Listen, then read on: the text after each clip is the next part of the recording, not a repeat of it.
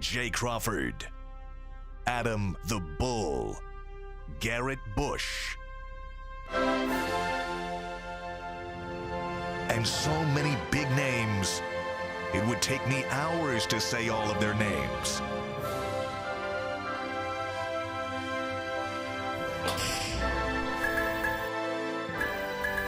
The ultimate Cleveland sports show. Booyah. Boy, I am not happy right now. Swerve. Why are you not happy? Because just moments ago I had to draft Matthew Stafford in the 7th round of my Dynasty Fantasy Football League. Oh, y'all started already? Huh? Y'all started to draft? Yeah, we've been slow drafting for 2 weeks here. I'm stuck with Matthew Stafford as my second quarterback. Why would you do that knowing that he only got And that's forever. Maybe Forever. 2 years left? Forever. He's my second quarterback. Who's your first? Trevor Lawrence. Smart. Thank you. Now I waited for that second quarterback. Was Trevor Lawrence your first pick? Yes. Okay. Yeah, the first 9 picks in the draft were all quarterbacks, including Deshaun Watson, who went 9th. And then I was waiting on that second quarterback for a while, and then a bunch of them just went. I wanted to get Russell Wilson. He went 2 picks before me for my second quarterback. Now, anyway, if he retires on you in the year, what happens? I'm screwed. I got to find another quarterback. I'm going to draft Brock Purdy next round. He's still out there, or maybe Jimmy Garoppolo. I don't know. I got to. Maybe I'll draft Baker. Nah, even I can't. Look. All right, we got a lot to get to today. Tyvis is here. Tyvis, how you doing? You know what? I'm doing well. Yeah. I got something. I'm experimenting after the show. I'm going to eat at this place that my friend's been hyping up. It's called the Crispy Chick. It's on 55th. And Why didn't you invite us? Yeah, you had it? Yeah, it's good. I see. Did you get an invite?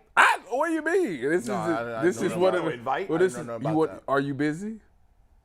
I mean, I guess I would have time for lunch, although I probably shouldn't be eating fried food. That's why I didn't want to invite you. With all the stomach problems I've been having, fried food probably would not be a good idea. That's not a thing. And I assume it's a fried chicken place because it's called Crispy. Yeah, it's kind of like Kane. Well, Mikey, he had it. I haven't had it. Mikey, the place called the Crispy Chick. I assume it's fried chicken. Cane's. Yeah, that's what I hear. Good?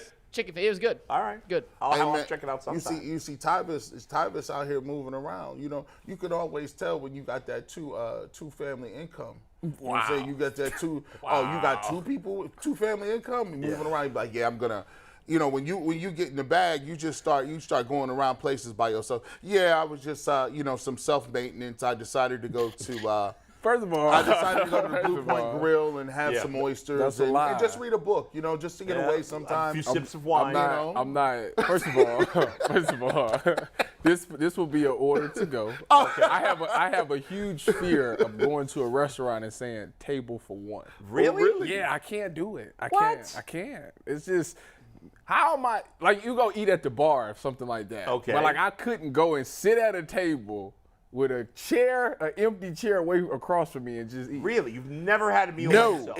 No. In a restaurant. Unless I went to I will go eat at the bar. So you've eaten at the bar. Yeah. It's just you don't want to sit at a table by yourself. Yeah. It Gee, looks kind of lonely. lonely. No? I've never tried it. I try to stay married and stuff. So I don't know.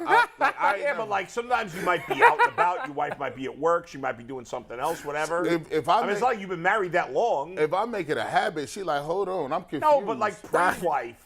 Oh, pre-wife?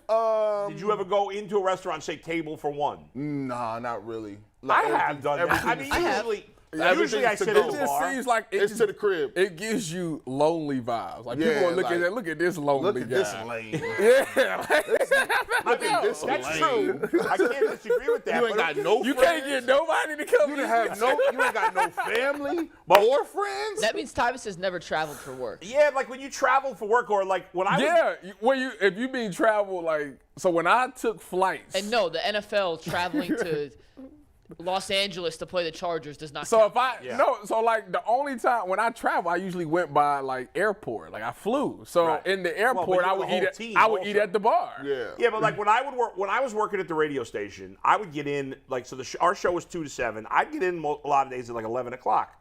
So I'd go in, I'd do whatever for an hour, and then I'd go down to there was the restaurant in the building, for, yours truly. Yeah. And I'd go down and have lunch. Sometimes, Dustin wasn't in yet or whatever, so I'd go sit by myself. But I would normally sit at the bar. See? Yeah. But what's the difference? And that's not true, McNuggets. If I did travel, I would just go to a fast food place. Right. Or if I'm traveling, I like to do room service. That too. Like, I get in there, you're not going to see me out now. Like, people be like, yeah, you know what? We got a couple hours off in the hotel before we got to go get on the team. Like, or we got a couple hours off before you got to go do what you got to do. I'm not about to be out in the streets. I feel like them 2 hours is for me to lounge. And then when I played in the league, when we went to travel to different places, like if we went to like Kansas City or something like that, you get your little money, your little, what is it called? Per diem. Yeah. You get your per diem check, and It looked like you were Check. saving. It wasn't cash. it was cash. It looked like cash. you were saving yours. I did. I did. He's the dude that I ain't spending no per diem. Undrafted player, you gotta hang. I was hanging with the big dogs, Right. so I got it. Don't worry about it. We will all go out to eat together. So like, if it was a place like, for example, we went to Houston, we all went to Papados together. Yeah. So it was like, Phenomenal place. tell me about it. It's really good. What's that? What's it called? Papados. Papados. What kind of food is that? Ooh. Seafood. Oh, really? Yeah, it's really good. What about in Kansas City? Like, would you get barbecue? We got there? barbecue. So Yeah. we went, I forget where we went, but they would go get, actually, when I played for Denver, they was good enough to bring it to the hotel. They got it sent to the hotel. When I was with other teams, we would go to different places to try it out, and usually the big boss guy whoever making the most money would pay for it. So I get to save my per diem checks. Yeah, save them. All right. Well, that's good. That's shoe That's a money. good deal. That's shoe money for me. Them little per diems, you like, oh, yeah, that's another Depending pair. on where we was going, it ranged from anywhere from $100 to like $600, $700, $800. Yeah, that's a lot of money. If we was in Seattle and we was traveling to Cleveland, like it's more money. So you can stay, bro. You get Out. Woo! Listen, and they stack still, it up. And they still feeding you. Yeah. And you still They get still- that they still $2 feed meal. you. The further you traveled, the more per diem you got? Yes. Oh, that's interesting. So like when I think the most I've gotten, we were in Seattle and we was playing Tampa Bay.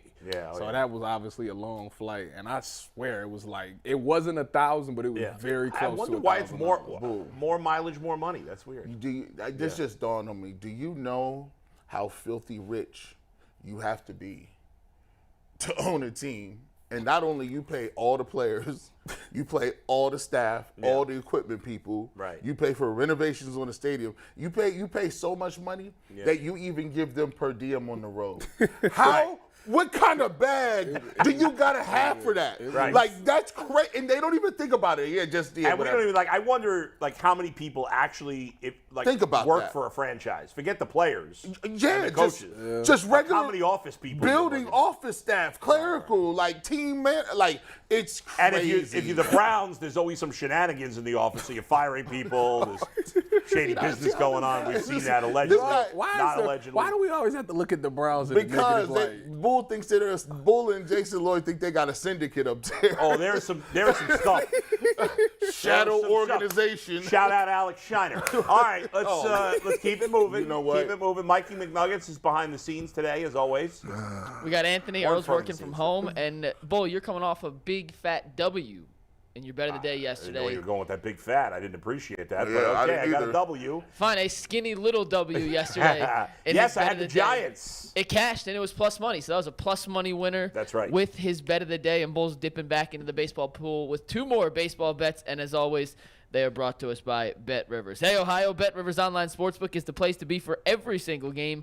Right now is the perfect time to join Bet Rivers Sportsbook because when you use deposit code SPORTS, you receive a second chance bet up to $500. Get in on all the action with weekly specials on your favorite sports like basketball, baseball, and hockey. To help you win big, check out BetRivers.com. Download the Bet Rivers app today for the latest lines, odds, and boosts. And I'm very excited about today's Bet Rivers podcast. I spoke with Stacey King, former NBA player. He was first-round pick of the Bulls right before they won their 3 championships.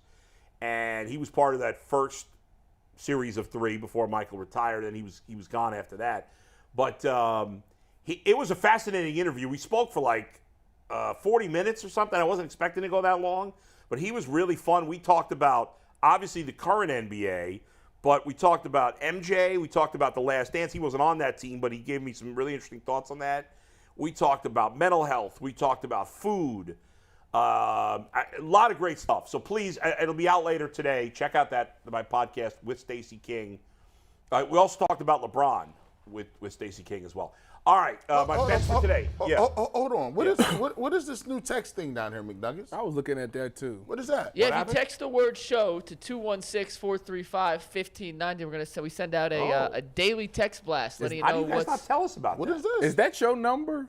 No, that's not my number. That is a Haymarket number, and it just sends out a little tease of the show. Okay. A little quick tease. All It's just right. like the tweet we send out, like the slate you see before the show, but it's a text directly to your phone.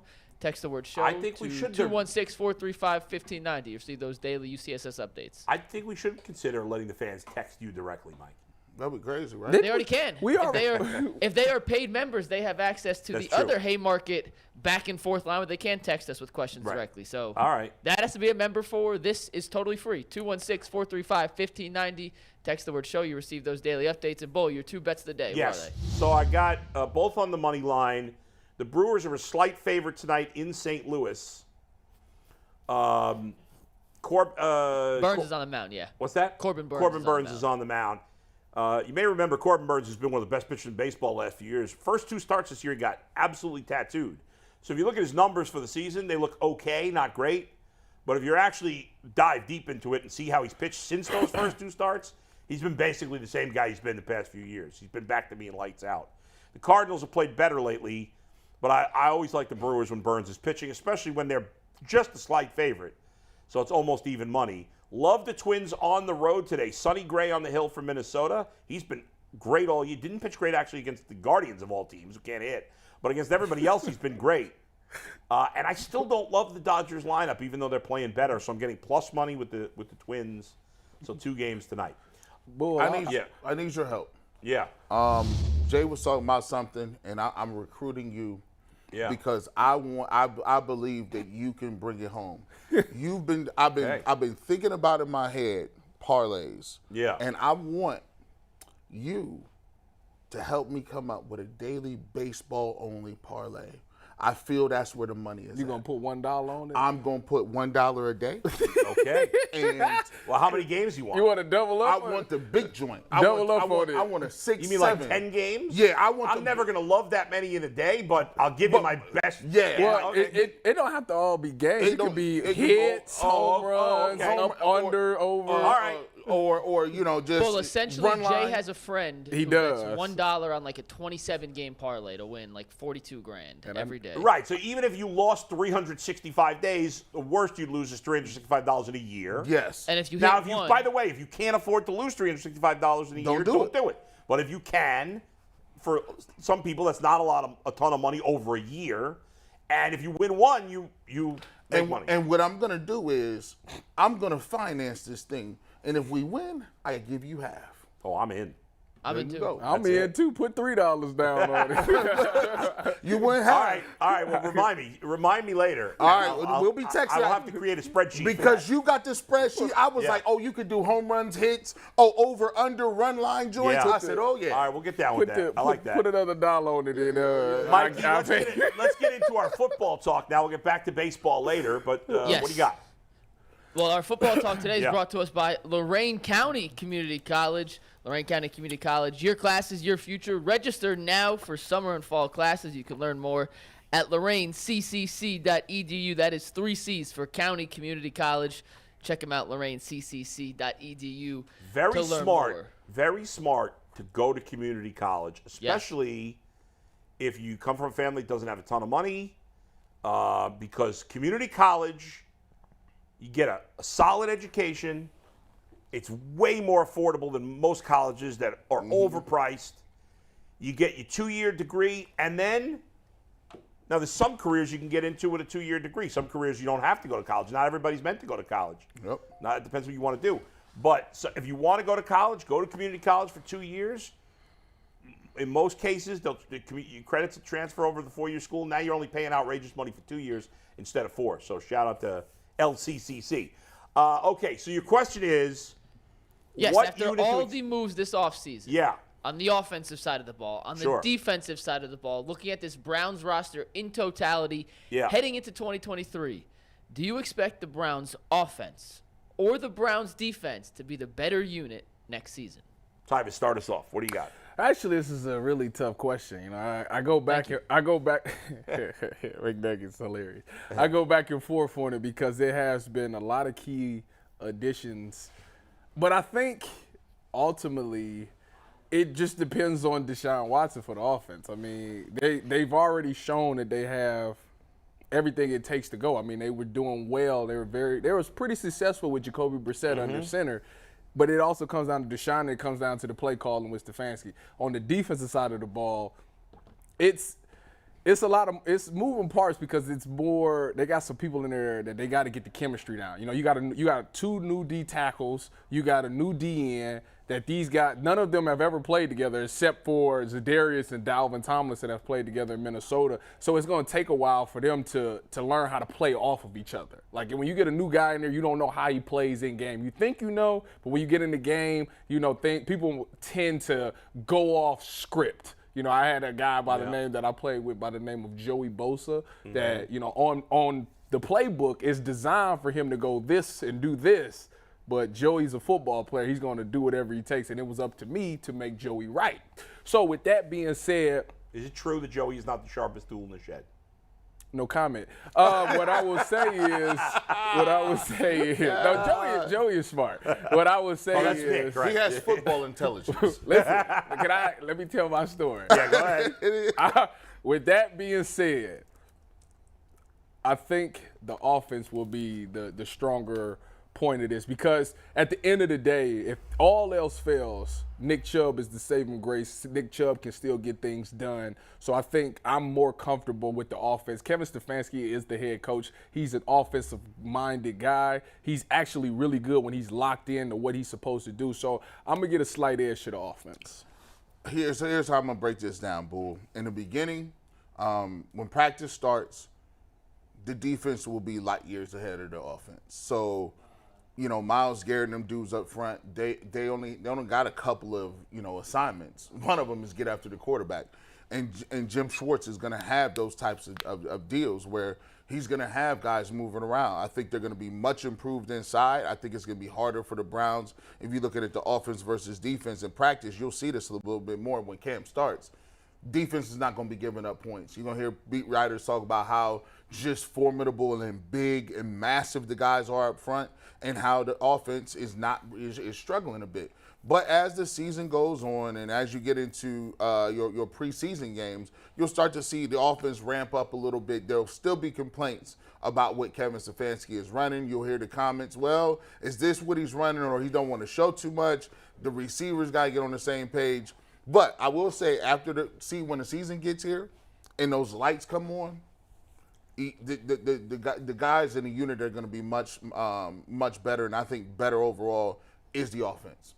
And the reason I think the offense is going to be better than the defense is because at their peak, the offense just has more talent. Amari Cooper is a bona fide number one.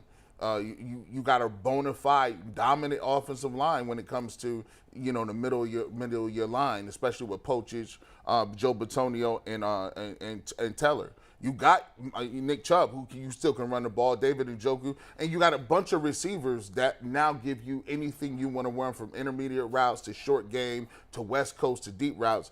After a while, they're going to get acclimated to Deshaun Watson, and to be honest, Deshaun Watson, at his peak, probably is the best player on the team.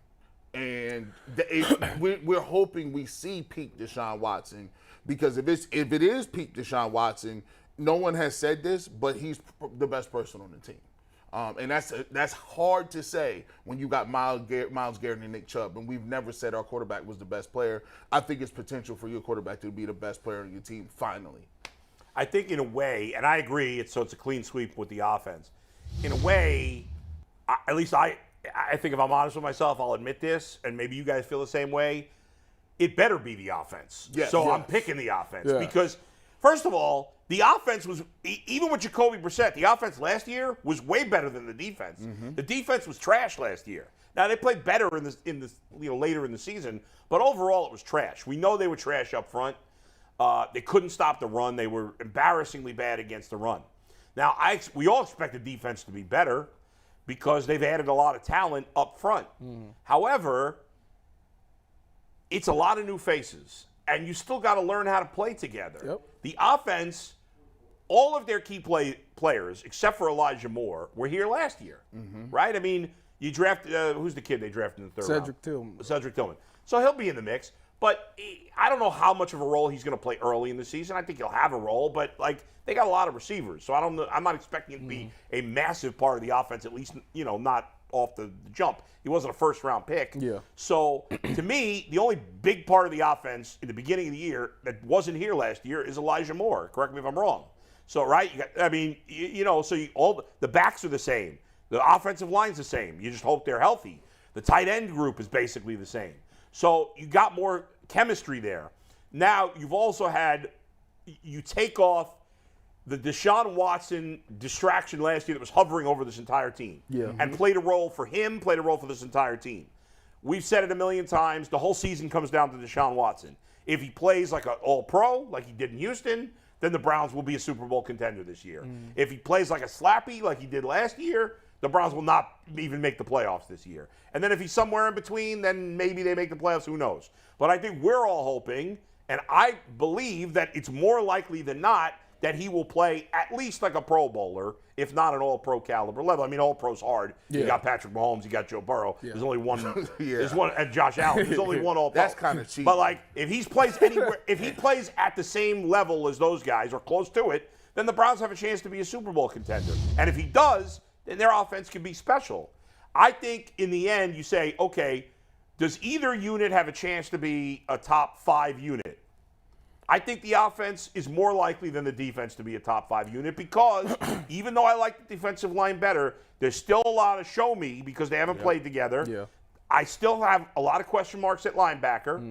And as much as I think the secondary is talented, they didn't play great last year. They got to play better. Yeah. So I like the defense. I think it's going to be good, but I think the offense could be special.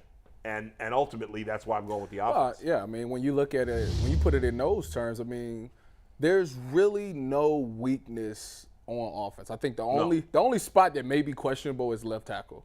And if if this offense goes, if Jed Wills has a good season, then everything will be fine. I think everybody will be calm with the offense and what they do, as long as the play calling is right. But at the linebacker position on defense, I mean, obviously it's concerning to me because they're all coming off of injuries. Right. And I'm like, and none of them are proven like very good players.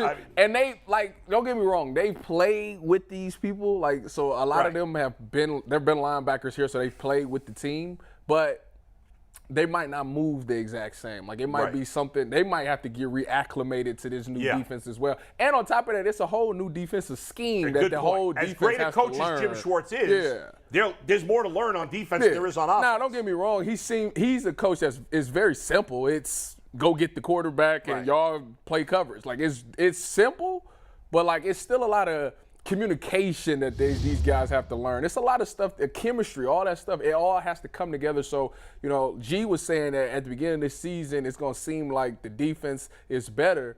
I'm not necessarily sure about that because we don't know how well these guys communicate. Obviously, communication was a big problem in the secondary last year. No doubt. So Huge. they have to be extremely better at talking to each other this season, which was something that they had to learn to begin with. And I think probably about after the bye week, everything should be clicking. Everybody should be on the same page. You got some games under your belt. You spoke in the same language. You've seen how guys play, so it will be better. But as far as the offense goes, there is the same offense. They might be installing some new stuff because you got Deshaun in there. Yeah, they better be. Yeah. But at the end of the day, these guys all play with each other. They've all have caught passes with Deshaun, practiced with Deshaun. They know the language. They know the language. So it's to me, it's not a lot of adjusting that the offense has to do. And if you think about it, if you break it down to 4 groups, let's say Browns passing game, Browns running game, Browns run defense, Browns pass defense. Mm-hmm. The surest thing going into the season is the Browns running game, right? Yes. I mean, isn't that fair? Yes. And that's on offense. So, anyway, go ahead, Mikey. What do you got? Well, you said that the Browns defense has more to learn than the offense. And I think, theoretically speaking, you are right. But G's mentioned it, and I think we all agree. The Browns offense is going to look significantly different this year than it has in the past. How much do you think these guys that's on the offensive side of the ball are going to have to learn, maybe not new words and communication systems, but an entire new philosophy on how they want to play offensively? Well, see, that's the thing. We don't know exactly what it is. I mean, Kevin Stefanski has always been big on being a balanced team. So it's not like he's going to completely abandon the run game. Does he have to pass the ball more? Yes, you got more weapons. So, yes, you might have to come out in more 11 personnel, maybe even a 10 personnel, which would basically lead them to being in the spread. But a lot of these guys play college football. A lot of them played in the spread, so they know what that is. I don't think it's going to be that big of a difference as far as learning it, because at the end of the day, it's still the same concepts. It's still the same route concepts. Right. It's still the same pass blocking and stuff like that. So I don't think it's that big of an adjustment that we'll see them struggle to grasp. Well, I look at the offensive line, and last year I looked at just the offensive line play in general. There's sometimes when you got a scrambling quarterback where it gives you this thing where you're blocking your guy, and then you see him out of the corner of your eye moving around. And as an offensive lineman, you have a tendency to just start watching like it's a game. Like you forget that you have a man that you're supposed to be blocking right now. And it takes a lot, there's more holding penalties because you're holding your blocks longer.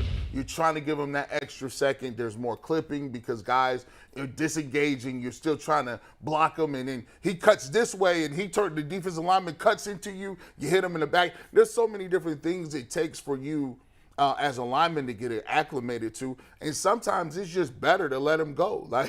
Sometimes it's better to let that defensive lineman go and not hold him because you have to count on your quarterback one-on-one. He's not going to, like what with the Chiefs. Patrick Mahomes and the way he plays, you rarely see holding penalties. You rarely see clipping penalties. And it's so difficult to do because it's crazy. I see the new white. Yeah, I saw that? I like that. I see what y'all trying doing. Something new over there. Okay, I see. But to G's point, it would be like, I will explain this to you how they explained it to me on punt return. So like the punt returner is this. As on the punt return unit, if you're blocking for the returner, you want to make a funnel for him. You want to funnel your block, okay? So if the return is coming down the middle, you want to funnel your guy out of the middle so the returner can come down. It's the same way with the quarterback in the pocket. You have to tell your offensive lineman, listen, we're protecting him in the pocket. So stop everything that comes inside the pocket. If he goes out of the funnel and goes out of the pocket, he's on his own. Now you can try to make a block if you want to. We don't really want you to just get in the way. We want you to get in his way, but don't really engage. If he leaves the pocket, it's not on you, it's on the quarterback. Same thing with punt return. If he leaves out of that funnel and he goes outside, it's on him. He's making his own play. So that's how you have to eliminate some of those calls, and that's just something that they got to get used to. Last year, they tried to be the hero and try to make that block, and ultimately it was a holding call, so it didn't matter. Now that they're playing with him and understand, like, hey, listen, I got the pocket for you. I'm going to try to keep it clean. If you get flushed out the pocket and you try to do your own thing, you on your own. Right. And the Browns' offensive line, let's face it, is not used to it because the Browns have never had an athlete at quarterback. Correct. Never. It's 1, 2, 3, get rid of the ball. Yeah. 1, 2, 3, 4, 5, ball gone. I think we had a washed up RG3 for 8 seconds. Oh wow, I forgot about Remember that? Oh my but God. he wasn't even an athlete. Didn't they pay him a lot of money? No, I don't think they paid him a lot. I think he was brought in as a straight up starter too. We had Tyrod Taylor. Yes, for a cup of coffee. He's not an athlete like Deshaun Watson. He can run. His speed, his man speed has been 87 to 89 for about 4, 5, 6. I don't know why they think Tyrod is an athlete. Tyrod, you always say Tyrod can go. When he was here, he was Tyrod. I think that's how you say it correctly. I think. Good gracious. And here's the thing too. You brought up about the offensive line, and covering and grabbing people. The biggest part of what the offense is, those teams, and let me see who does it the best, who run the scramble drill the best. There's a lot of guys who just. I'll tell you who. It used to be Houston when Deshaun was there. Yeah, you're right. You're right. How many times he would scramble around and then throw it up? Aaron Rodgers on Hail Marys. He was stuff like that. And the receivers after the. I hate to credit him, but Ben Roethlisberger. He was not a great athlete. Oh, yeah, he was good. Play blows up. Ben's being pulled to the ground. He heaves it up. Wide. I'm like, who has him? Yeah. And then what happens is the scramble route, people just start running around. That's right. And it's this eye contact. It's like, Yeah, that's what But it you is. need the Come on now, chemistry, you know what right? I want. Go. The chemistry. You got to have that chemistry. The receivers got to feel that. Like that's part of the reason Travis Kelce and Mahomes are so great together, right? I mean, obviously they're both incredibly talented, but Kelce knows when Mahomes starts scrambling, he's got to find a way to get open. He gets open. And it's almost like, and he throws it with anticipation too. Yeah. Like Kelce will be supposed to go to this zone. He sees there's somebody in that zone. Mahomes is scrambling. He'll come right back across green, and Mahomes will throw it when he ain't even he's not even looking for the ball. But as soon as you turn around, it's crazy. It's the simple rules. If you got a deep route, you convert it to short. If you got a short route, you convert it to deep. Why? Because typically a DB, and we all do it, you motor down after a while. It's like if he's running a fade ball, if the ball ain't coming after 20 yards, it's like I did my job. He ain't about to throw the ball, so you start motoring down. If he stops and comes back, now you got to try to pick it back up, and then it's vice versa. If he's running a drag route, you look back and the ball is not there. You start motoring down, and boom, he takes off up the field. Now you got to reaccelerate, and sometimes our start and stops is not that good. Have the Browns ever had a quarterback that was good at scramble drill? No, not that I can think of. They had Jeff Garcia for a cup of coffee. Jeff Garcia. These blasts from the past, right? Yeah. Johnny Manziel was great at the scramble drill in college. Johnny Manziel Johnny Manziel's best. In college, he was objectively very good at that. In the pros, he was horrendous, but in college, he was good. Johnny Manziel's best play was him faking like he was talking to Kyle Shanahan on the sideline and taking off up the field, but it got called back. Yeah, I forgot about that play. That's a good move. Man, that guy, he did throw 2 nice balls to Travis Benjamin against the Tennessee Titans at home. Yeah. And like he did it, but other than that, it was a wrap. Other than that, he he was had the much. worst.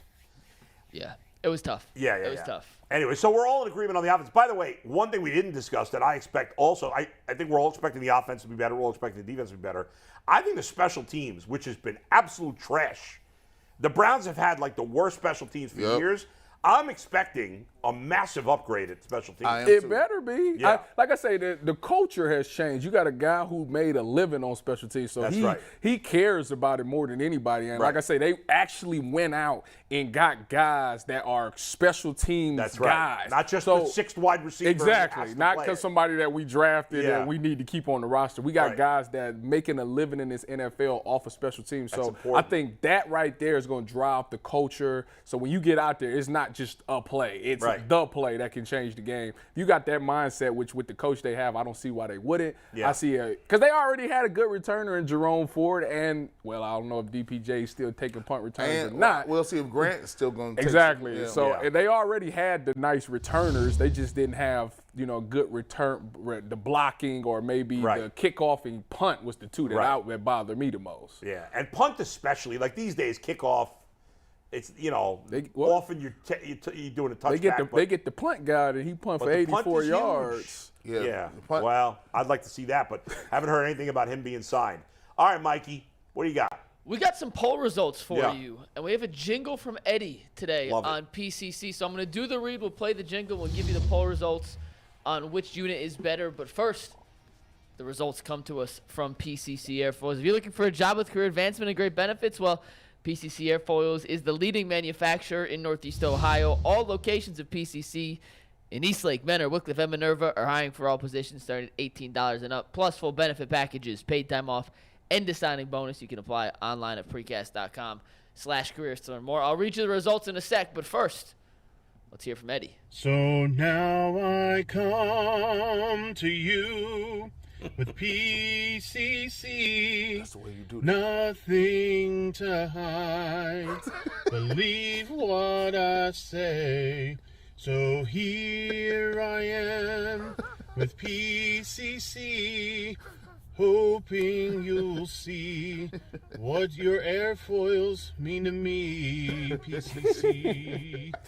That was absolutely phenomenal. Best out. Best yet. I love that cheesy love song. It's one of my favorite songs. Yes. And Eddie that was his best ever. Yeah, Mike, that was the best joint. That was good. The results, by the way, over 400 votes here on the YouTube poll. Yeah. 61% voted the offense will be the better unit in 2023. Only 61%. 39% for the defense. So pretty split. for the most part, when we do polls, it is very often, or very rarely, that close. Well, I tell you what. Listen, man. I think there's really high expectation for Jim Schwartz. That poll just proves it, right? Well, I mean, everywhere he's gone, he's taken the defense and made them top 5, right? Yeah. So, and if you think about the pieces that they've gotten him, there should be no difference. Well, there's a lot of optimism. It's that time of the year. There's optimism all over the place. You have to think. Like I said, it's a couple of things that you got to take into consideration. You got to think that the linebackers come back healthy and they haven't missed a beat and they've gotten better. You have to think that obviously that pass rush is there and the run game is going to be stopped. And you have to think that MJ Emerson continues to trend upwards because G-New came off of a rookie year, and we thought, he's the next thing. Right. And last year, obviously, he was out of position. He went to nickel, but his production wasn't that great. So you have to hope that there is no sophomore slump for MJ Emerson. And speaking of the secondary, let's talk some Cam Mitchell. Yeah, before we get to Cam Mitchell real quick, Tyvis is going to break down some plays for us. Killed my momentum there, Mike. And, well, you'll understand why in a sec, because we're going to did. explain how we're going to do this, and I'm going to set you up to let him ride. But Cam Mitchell is coming. He's a 5th-round pick. Cornerback played from in college with Northwestern. G-New at Northwestern. Tyvis, we were breaking down plays and choosing which ones to put in this little montage that he's going to break down. And he was like, yo, you missed this one play, McNuggets. You got to put this one in. So I went back and we looked through and we found out the guy who laid the hit, who Tyvis thought was Cam Mitchell, was someone else. And Mitchell recovered the fumble. Now, Mitchell may be able to, in his career, do that if he starts eating a couple extra Built Bars every day to bulk up, become that combo hybrid defensive back safety. Even if with an NFL contract, he's still using promo code LOCKDOWN15 for 15% off at Built.com. Bull. So Cam Mitchell was a 5th-round pick, you mentioned, cornerback out of Northwestern. He's, I guess, in the competition to be the 4th corner, which is obviously a role that – as the 4th corner of a team you're going to play. Yeah. And you've got your eye on Cam Mitchell, so we're going to do some video breakdowns here, so I'm looking forward to this. What's our first slide here? What's your early thoughts, though, on Cam Mitchell here? My early thoughts on him is that he's a nice-sized guy. He plays the – That was bad. Yeah. That was bad. Yeah. Let me start that over. It's been a very unintentional 40 handle the last 24 hours. Yeah. I don't know. That was detrimental. To your health, everybody's health. Bad. Look, forgive me, please. Forgive me. Yeah, speaking blasphemy, but I think he's a good football player. Yeah. There you go. He's a good football player. Started his career at the nickel position at Northwestern, when G-New was there. Seemed very productive there. Obviously, he moved outside, became their number 1 guy. Actually had a couple of plays against the Buckeyes. So, obviously the Buckeyes have some really good receivers. And I'll go through those plays as well. But I think he has a solid foundation. And the number one thing is he is not afraid to come up and tackle and make plays and blitz and stuff like that. So I think he's a good fit if G-New goes down at that nickel position. I think he can come in there and be productive. Yeah, on our lads, he's being listed as the backup nickel corner. Obviously, they have him. They have A.J. Green as a backup, DeAnthony Bell, who was an undrafted free agent who was here last year. The rest of the corners in camp are all undrafted free agents this year. So he's going to make this roster, even as a 5th-round pick's not a guarantee. But he's going to make this roster, and he'll be the 4th or 5th corner. We'll see. But he will probably be the backup nickel, as you say. And so, all right, Mike, let's get to the first. Tyvis, you ready? I'm ready. Let's roll it. Roll it. Take the play, Tyvis. Of course, we start off with the Buckeyes. So in this play right here, we see him coming. He's at the nickel position. They send him on a nice little nickel blitz, and it's an inside blitz. Now, I got to give the defensive coordinator some credit because he called a simulated pressure with this defensive tackle to the right coming up, eating up that guard block, making it look like 7 people's coming, but it's really only 6. So he's free open. Now, what makes this play so special is that Justin Fields is no slouch. Justin Fields is a really good athlete at the quarterback position. He was able to come through, get him down, and make the tackle right there. That right there is things that we're going to see at the nickel position.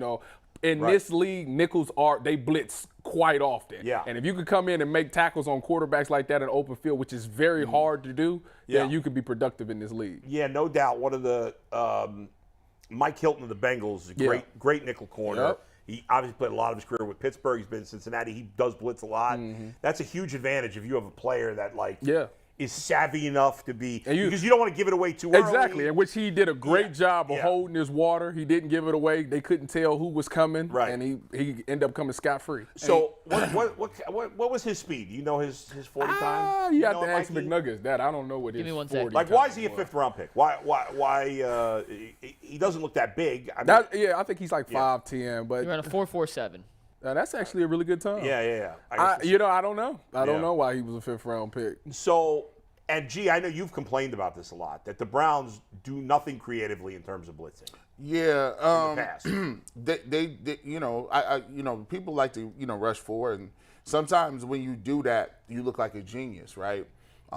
Sometimes when you have like one of the best players in the league in basketball, is compared, and you got a Luka Doncic, like he's so good with running a pick and roll that like even though they know it's coming, there's so many different things he can do off of it that it just makes it unstoppable. Mm-hmm. So it's intoxicating a little bit where you could just say, I'm going to put the basketball in his hands and move out the way. But when you play other good teams, what happens is they got defensive players that are just as talented, and then they can say, well, it doesn't matter because we got this guy and he can stop what you do here. So it's the same way with pass rush. It's like, the rush game can come from other different positions, linebackers, corners, and sometimes it doesn't need to be a sack.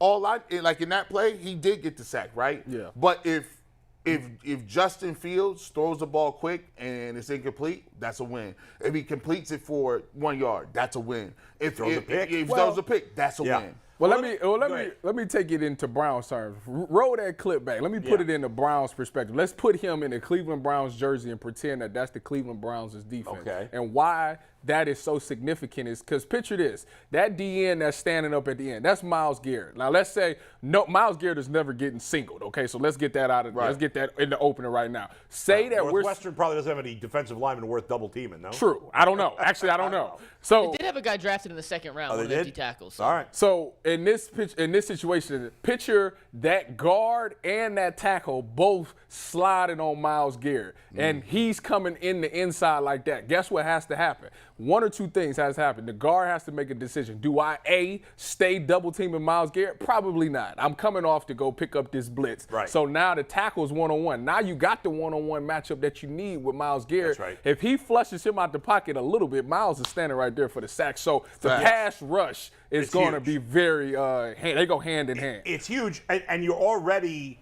in theory, just with Dalvin Tomlinson inside, and just the improvement they've made talent-wise on the D-line, it's going to be harder to double-team Myles Garrett, even without the blitzing, right? Because there's better talent. It's by far the best talent he's had around him, at least on paper, and there's guys who have been productive. But let me ask you a question about this blitz. When the corner blitz is like that, is it the corner or the nickel? Or the nickel, or whatever. But in this case, it's the nickel. But in general, when anybody blitzes from the secondary, is it always 100% of the time that play called exactly, or is it ever a case where the nickel's up at the line and he's reading something, whether it's the quarterback or the protection, and he can make a decision and the team has to adjust? So it's both of them. Okay. So one, it's a design nickel blitz, okay? Yeah. But if it's not a design nickel blitz, say it's, I don't know, somebody on the outside is blitzing, okay? Yeah. And he's too far away to get home.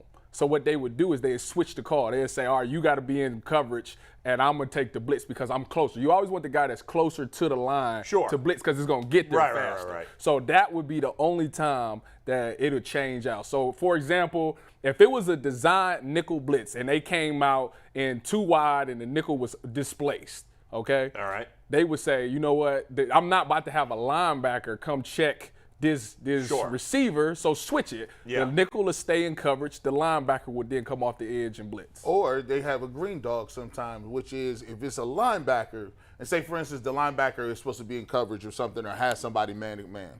And if that guy stays in blocks, add on. Add on. Please go. Go. I got you. All right, Mikey, let's see the next video. Tyvis play number 2 once again against your Buckeyes, but a coverage play. Take it away, Steve. see this one. Yeah, this is just a good coverage by him. Obviously, they get a good pass rush, and it's an underthrown ball. The reason that this is significant is because, one, he caught the ball and he got vision on the quarterback. See, if he was in just man-to-man and he was just running his route and, just playing with his man, this is no play to be made. But he sees what's going on. He got eyes on the quarterback. He's in control of his guy. He's able to make a play. Only thing I would say is he's in the NFL. It takes two in this league, so make sure you get that other foot down. That's true. Hey, I'm gonna say something, bro. Northwestern was balling. Yeah, how did y'all lose this game? We didn't lose.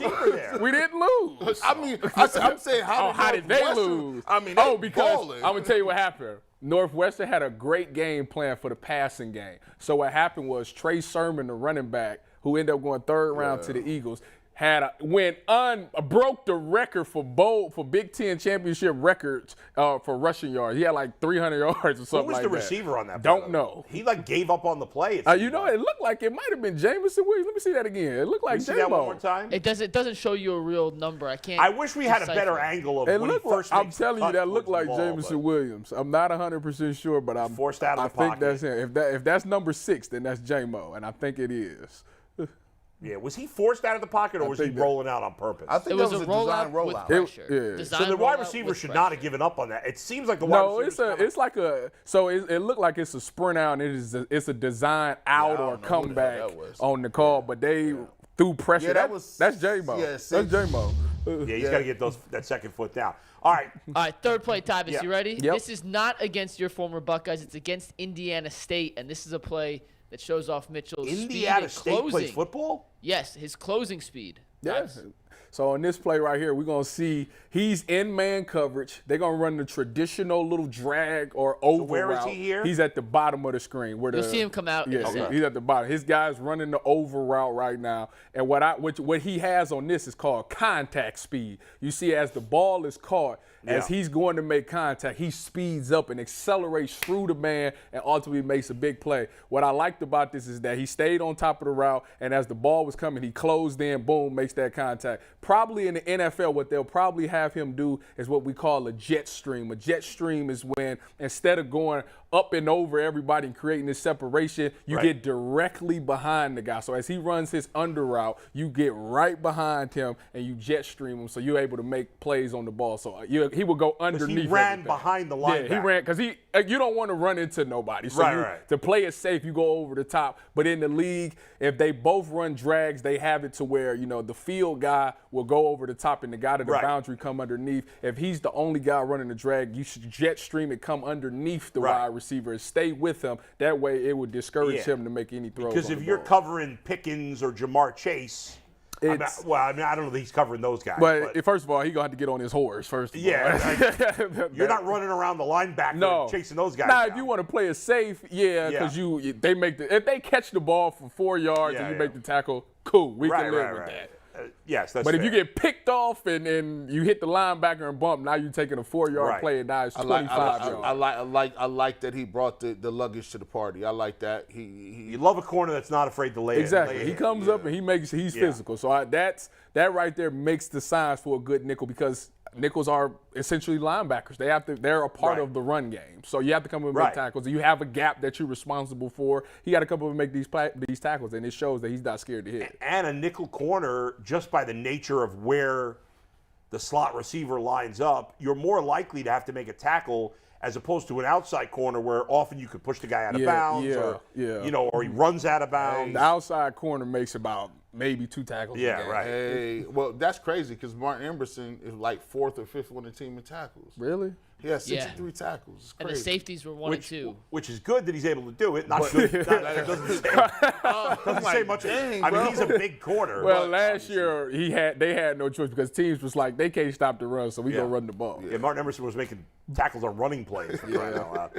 Yes, Mikey. Next play 4. He could do it on American soil. He could also do it in Ireland. This was a game against Nebraska to open up last season. Tyvis? All right, so this one right here, he makes a nice little pick on this one. What I liked about this is that he's on top of the route. Now, people moving a little bit, too. Yeah, he got some nice little return skills. Look at that. He got some, he played receiver back in this day. He probably was a returner before. I also like that he didn't run out of bounds. Like, he wasn't afraid to take a hit there. Who is this guy? And look at Tyvis score. By the way, somebody. it's a 4-point game in the fourth quarter. Nebraska's driving.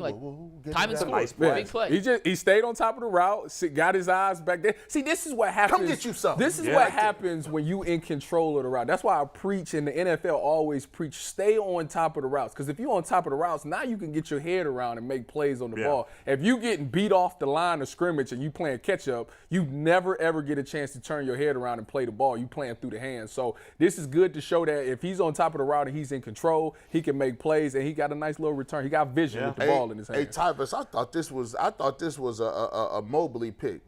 You know, Mobley. I thought this was a Giannis pick. This is the Friends and Family program. You get my boy on here. You know what I'm saying? Greg Newsom. I thought G New was out here like, yeah, man. I don't know how I feel about this. Calm me down, get my boy together. Hey, you might want to come out here with your head on a swivel. This boy right here, we wasn't even doing no research. We got the intel on him. He looked all right. Well, the thing that he got a little bit over G New is that he has experience playing nickel. Yeah. So that's to him going back should be nothing. See, G New, I don't know if he ever played nickel at Northwestern. I know he's always been an outside corner. They're asking him to transition to the nickel, and he's finding out that it is a difference in there. But like I say, at the end of the season, I say the last 5 games of the season, G New showed some promise at nickel, so it'll be interesting to see how they. The secondary as a whole played better later in the season. Go ahead, Mike. And we have our 5th and final play in Tyvis. This one might be my favorite from Cam Mitchell in the nickel. Steve played. So we got him again on that outside blitz again. And what I like about him, you can tell that this man has been in the D-line room. How do I know that? Because it's not, getting a sack is easy, but he goes and attacks that quarterback's hand with that ball in it. Trying to get you match the quarterback hands, and when you do that, boom, you get that ball out, and you see get a strip sack. He does that at the nickel position. This man will be one of the highest paid nickels in the NFL if you can continue to make plays like that. I'll tell you what. Because it's getting takeovers and creating takeovers and being chaotic like that in the pass rush game. Also with the Myles Garrett, with the Zadarius Smith and all those guys will appreciate that, because now offensive lines will have to respect a guy like that, because not only is he bringing pressure to our quarterback, he's getting the ball out. So now that makes him a dangerous person. If you create takeaways, that's how you get paid in this league. Tyvis is excited about a guy who's a 5th-round pick. I'm excited. I see the potential, and I want to point out to our fans what I think he brings to the table. If he turns out to be as good as you think he could, I mean, anything you get, any kind of good production from a pick 5th round or later, to me, that's a huge steal. There's all kind of people that fall through these cracks, right? They all fall through the cracks. When I was looking at Zadarius Smith, right, he's a 3rd-round pick. And he came in and he's been a dominant pass rusher in this league. Mm-hmm. Guys like this is so difficult. You know how many, there's 117, 120 Division I schools, and you got how many corners on each team, right? There may be 5 corners on each team. So you do the math on that 5 times, 120. You're looking at 600 potential corners, and guys fall through the cracks sometimes. Not to mention a sprinkling of guys at the lower levels. Lower levels that the double A or whatever the case may be. I like his tenacity. Yeah. I like the fact that he's looking to make plays. See, I don't like guys just sitting in gap. I saw him make plays on the sideline on a football, getting a foot in. I saw him make a play in crunch time and getting the pick and then converting. And then that right there, he's getting the ball out. He's looking to score. He's looking to scoop and score. He's looking to have a big play. I like the way he moves on the field. I'm excited. I didn't know much about him. Yeah, and he looks like a versatile player. That's what I said. When I looked at his clip, I said it's a lot of things. He got a lot of good. Like, his foundation and his base is good. Yeah. Somebody really worked on him with the training and the fundamentals of football. He got that down. He has to adjust to the speed of the game, because it will be something different. Yeah. And I have to see him in man-to-man coverage, because Jim Schwartz runs a lot of 3 and a lot of 1. Yeah. So he's going to be in man-to-man situations. And those slot wide receivers like a Keenan Allen, a Stephon Diggs, like, that's a tough cover. I don't know how Jim Schwartz is going to assign men to certain guys, or if they just going to play it out like, if whoever's in the slot, I got. So if that's the case, he's got to be better. You got Tyler Boyd in Cincy. Pittsburgh slot. Who's Pittsburgh slot receiver? Deontay Johnson could be a slot, but he's not a traditional I mean, slot. it's really Johnson and Pickens on the outside. I have no idea. I can't think who their slot and who's Baltimore's slot receiver. They got Zay. It'd probably be Bateman or Zay Flowers. Yeah. All right.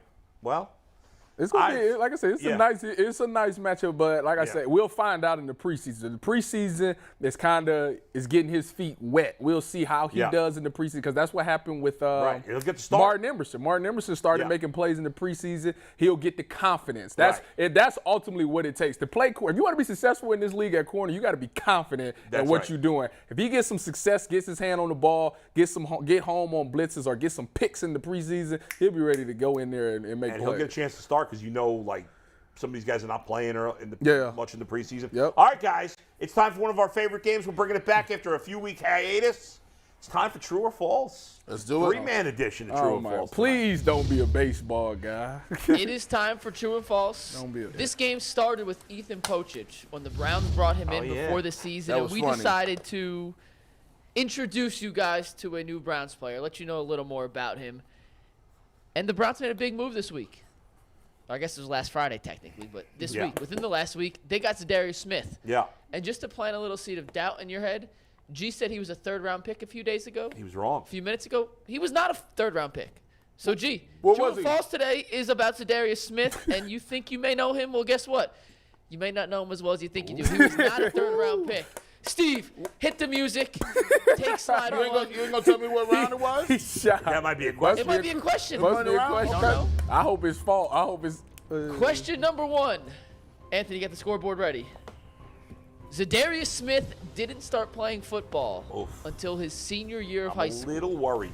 True or false? A little worried about Anthony keeping score. He struggles with that. It is very hard to count It has to to 8. be true, because why would you come up with something like this? Because I'm mean. You're talking about Mikey McNuggets here. There's no rules when it comes to Mikey McNuggets. I'm trying to think what school he went to. Can you give me can I see the question again? Zadarius Smith did not start playing football until his senior year of high school. True or false? Tyvis with the high J. False. Are you saying Jay is high right now? Or are you saying hello? Bull says true. We have 2 falses, which means Bull's either in the lead or he Or starts not in in the the lead. hole. And the answer is true. Yeah. I should have listened to Darius Smith myself. did not start playing football I literally until should have his listened to senior my, year Why of would high he school. make something up like that? I don't know. If that's true. I figured, man, he might have. Somebody got hurt. He was able to come in as a sophomore. Or something. I don't know if that's true. It is. Check He's the- talked about it many times. Check the Carfax. Question 2. That's the reason he amazing, didn't right? play Guy doesn't football. play till senior year in high school. Makes me mad. The reason he didn't do was because he played basketball. Had he played like Pop Warner or any of that stuff, like Pee He Wee? said he didn't play football until his senior year of high school. None at all. Question 2. Wow. Zadarius Smith had multiple D1 offers in basketball after leading his high school to the state title game as a sophomore and a junior.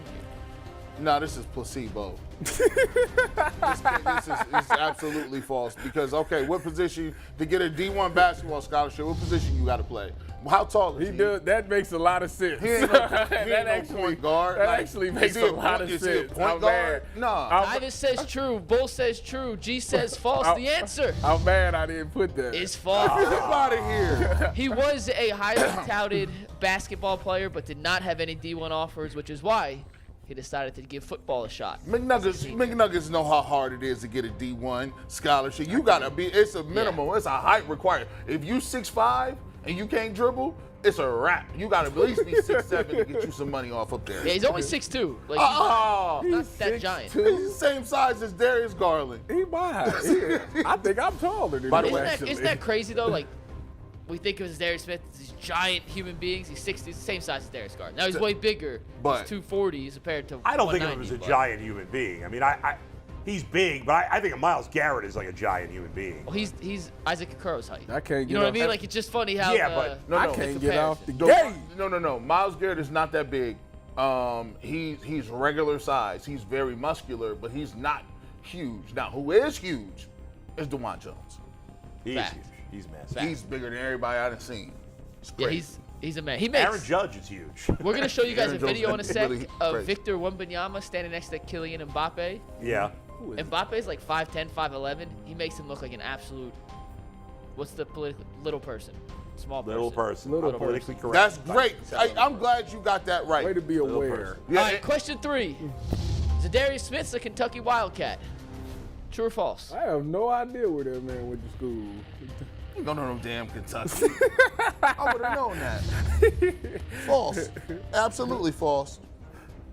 Kentucky. I actually Come on have now. no idea where He he did went. not. Tyvis says false. Stop it. G says false. Bull says true. And we have a leader in the clubhouse. The answer is true. He did not He go to was a Kentucky. 4th round pick, not a 3rd round pick. Oh. This is Out of crazy. Kentucky. This is crazy. I have no idea about it. I just saw this. I the other can't get day. out the He gate. used to be good buddies with the hefty lefty, Jared Lorenzen. That is not true. That's not true.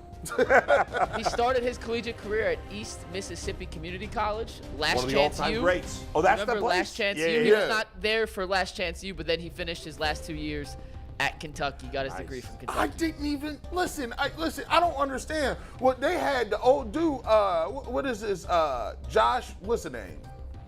Was his name Josh? He was an edge Josh rusher. Allen? Josh Allen. He was an edge rusher, and I'm Yeah. like, did he play at the same time as him? No, Allen's younger, I believe. Yeah. This is crazy. So what's the standings now? Through 3. Anthony. Bull, you have 2. G, you have 1. And Tyvis, you have a big ol' 0. Damn. All right, question 4. 0. Mike Vick was the first quarterback Zadarius Smith sacked in the NFL. True or false? Damn, how long was Vic playing? False no matter what from Tyvis. This has worked for him in the past. Will it work again? He used to play for the Ravens. And did the Ravens? The Vic played for the Steelers for a little bit, didn't he? I'm going false. I don't believe it. False is across the board, and you have 3 incorrect answers. His first NFL sack, G, your thought process was perfect, was against Mike Vick when he played for the Pittsburgh Steelers. See, you gotta trust your soul, G. Bush. I forgot he played for the I Steelers. forgot he played for the Steelers. Dang. See, I be on it. I forgot about after he went to the Jets. I kind of. Yeah, he played for the Steelers. Did he play for the Jets before Pittsburgh, or was that after? I forgot he played for the Jets too. I thought that's where I he forgot went he after played for the too. Jets. I too. thought he played for Atlanta and then Philly, and that was it. Oh no. No. No, he did play for Pittsburgh. Yeah, and the Jets. Yep. All right. What's getting skunked? No one's ever been skunked in this game. Tyvis, you're halfway to getting skunked. I'll get your paycheck next week if you get skunked. Happens to the best of us. All right, question 5. What happens if I don't get skunked? What you put? Well, nothing. If you lose anyway, you just lose. Why Then would you you get risk skunked. Why would I when put you're that giving on the him nothing in line? return? All right, I want question 5. $1.50. Zadarius, fine, $1.50. No, because you're not going to get skunked. No. Zadarius Smith is the only member of his family to ever play in the NFL. True or false? Are we including third cousins and fourth cousins? Why would he ask this question? Why would he ask? Why would you ask a question? I'm saying. False. Because it's false. I gotta get no on the board. So no one give is- me a layup, Big Nuggets. No one says you're the only player. It's like, no.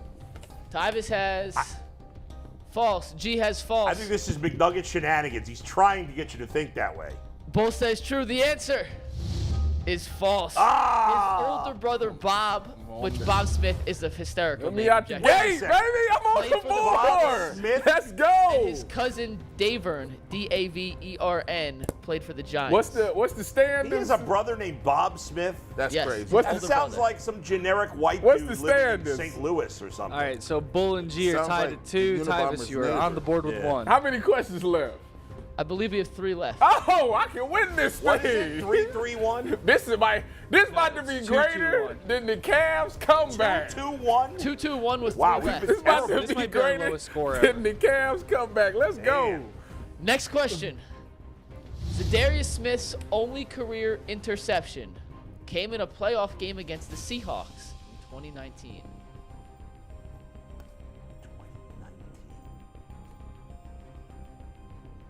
Tyvis says true. This is false. It got to be false. I feel like Tyvis wrote that before even hearing the question. I did write it I pretty think this is fast. false because I think he missed all of 2019. True No. He and played for false, the which Packers that means year. one player on this panel will Might. take a lead here. The answer, with a completely incorrect thought process, Oh! is G. Bush. Yeah. He did play. He had 2 sacks in that game, but he has never had an interception. I'll take 0 it. career interceptions. All that take it. matters is the W. It's the win. I take it. I mean, yesterday in my best bet, I said the Giants were going to do well because Alex Cobb was going to pitch well, and he didn't, but they still won. Still won. That's all that matters. G has a 1-point lead with 2 questions to go. Man, Question number 7. Awful. Steve, We don't know. in this. 2020, Zadarius Smith became the first Packers defensive player to be named an All-Pro since Clay Matthews Jr. True or false? I can't go opposite of me. That should be the game plan.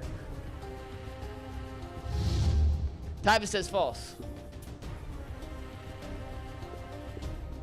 G. Bush is fading Tyvis and going true. Bull's going true, and y'all are correct. Fade Tyvis. That's the move of the day. It is true. He was the Packers' first All-Pro defensive player. There we go. Since Clay Matthews Jr. Let's go. Which means we are. Was he first team all, bro? Let's go. Last question, Anthony. Give us a scorecard. All right, G's in the lead with 4, Bull with 3, Tyvis with a sad 1. Let's go. My comeback has. We fallen don't have a off. tiebreaker. Let's go. So Make if the- we get a tiebreaker, we'll come back and end the show and declare a champion. Make the last question worth 4 points. No. Are you guys ready? Question number 8. According to a GQ article, Zadarius Smith's nickname is Z. According to a what article? A GQ. False from Tyvis. It seems like a made-up name by a white man. Somebody white said this. and False I think from it's G. untrue. Bull says true. If this is true, we will come back with a tiebreaker at the end of the show. Steve, let's see. Guys. Yeah! That is not a nickname. Z? Z. But The Browns- Ilgauskas was Big Z. That's not a The Browns have tweeted it out every tweet with Zadarius Smith so far. Welcome to Cleveland, comma, Z. How's it going, Z? Listen to this message from Z. So his nickname is Z. That was true or false. We're going to come back. We'll have a tiebreaker later in the show. But first, it is 12. Hey, that was fun. We haven't played that in a while. Second place, man. Tyvis, you can't compete without Jay. I understand how you can't. Like, Throw 'em off. feel like your it's a arch, real game without Jay, you but- didn't even have your heart in it. Your arch nemesis wasn't here. They like, bro, you send him a shout out. Hey Jay, I miss you. Hey boo, what you up to? Nothing much, just chilling. Jay, listen. It is 12:05 though, and that means it is time to remind everybody about the Calling Companies Championship coming up on July 12th through the 16th. All your favorite golfers will be there. It is fun, family-friendly events all week long, including a brand new fan zone experience, free attendance for the kids, and concerts every night. There is something for everyone. That's a guarantee. You can learn more at callinggolf.com. Fellas, the first game of the Western Conference Finals tipped off last night. The Lakers and the Nuggets played an offensive onslaught. 132-126 was the finale. Lakers made it close at the end, but I wanted to ask you guys this in particular. Looking at the next potentially 3, 4, 5, 6 games, for this series alone, however long it goes, rank these 3 players and who you'd rather have, with 1 being the most, 3 being the least. LeBron, Jokic, and Anthony Davis. Bull, you all right? Yeah, just my earpiece got screwed up. I'm working on it. So with that being said, Tyvis, we'll start with you. We'll let Bull fix his earpiece. I got it. Jokic, LeBron, AD, rank them for me. Jokic is first, and it's not even close. LeBron and AD actually is pretty close. I think LeBron brings more to the game because he obviously assists and put people on and put people in positions, and his IQ is just off the charts. So I will put LeBron and then AD. So Jokic, LeBron, AD for me. G?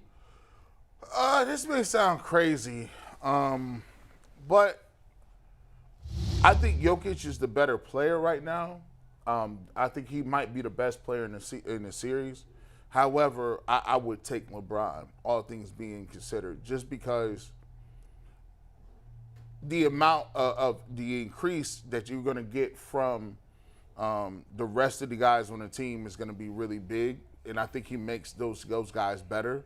And I think, just overall, if you can get it to a series where it's tie game, I think LeBron will be the guy that can really, bring it through and bring you home. Now, Jokic, I mean, what he's doing is crazy. Like, he's, putting on those crazy performances. Right now, he's showing that, like, look, he probably is trying to show people I was the real MVP all year, and y'all gave it to Joel Embiid, so let me go ahead and prove this. And then I got Anthony Davis coming in third. I think Anthony Davis, like Jason said, they depend on him a lot. As you can see, he got 40 points. I mean, Anthony Davis, he's playing at a very high level himself, but I think this is very tough. It's very little that separates all three of them. That just goes to show you this is a really great series. Mike, give me the exact question again. For the rest of the series, whether it goes 3 games, 4 games, 5 games, 6 games, not based on what they've done in the past, right? Not based on next 2 years. For this series alone, this Western Conference Finals, how would you rank Jokic, LeBron, and AD in terms of who you'd want the most and who you'd want the least? It's so hard because you don't want to be. I mean, you're asking us to be prisoner of the moment, and right now nobody's playing better basketball than Jokic. LeBron has that championship DNA. He's won championships for 3 different teams. He always seems to come through when it matters the most. It's hard, but I mean, look at those numbers. That's like a video game. Jokic almost had a triple-double at halftime. In the first quarter. I mean, that's absurd. 31, 34, 21, and 14. That's stupid. Are you kidding me? That's dumb. I'm still taking LeBron number 1, and Jokic by a hair second. And to me, then it's a pretty big drop to Anthony Davis, even though he's as good as he is. But listen, my philosophy in life is never trust a man with a unibrow, and so he goes third.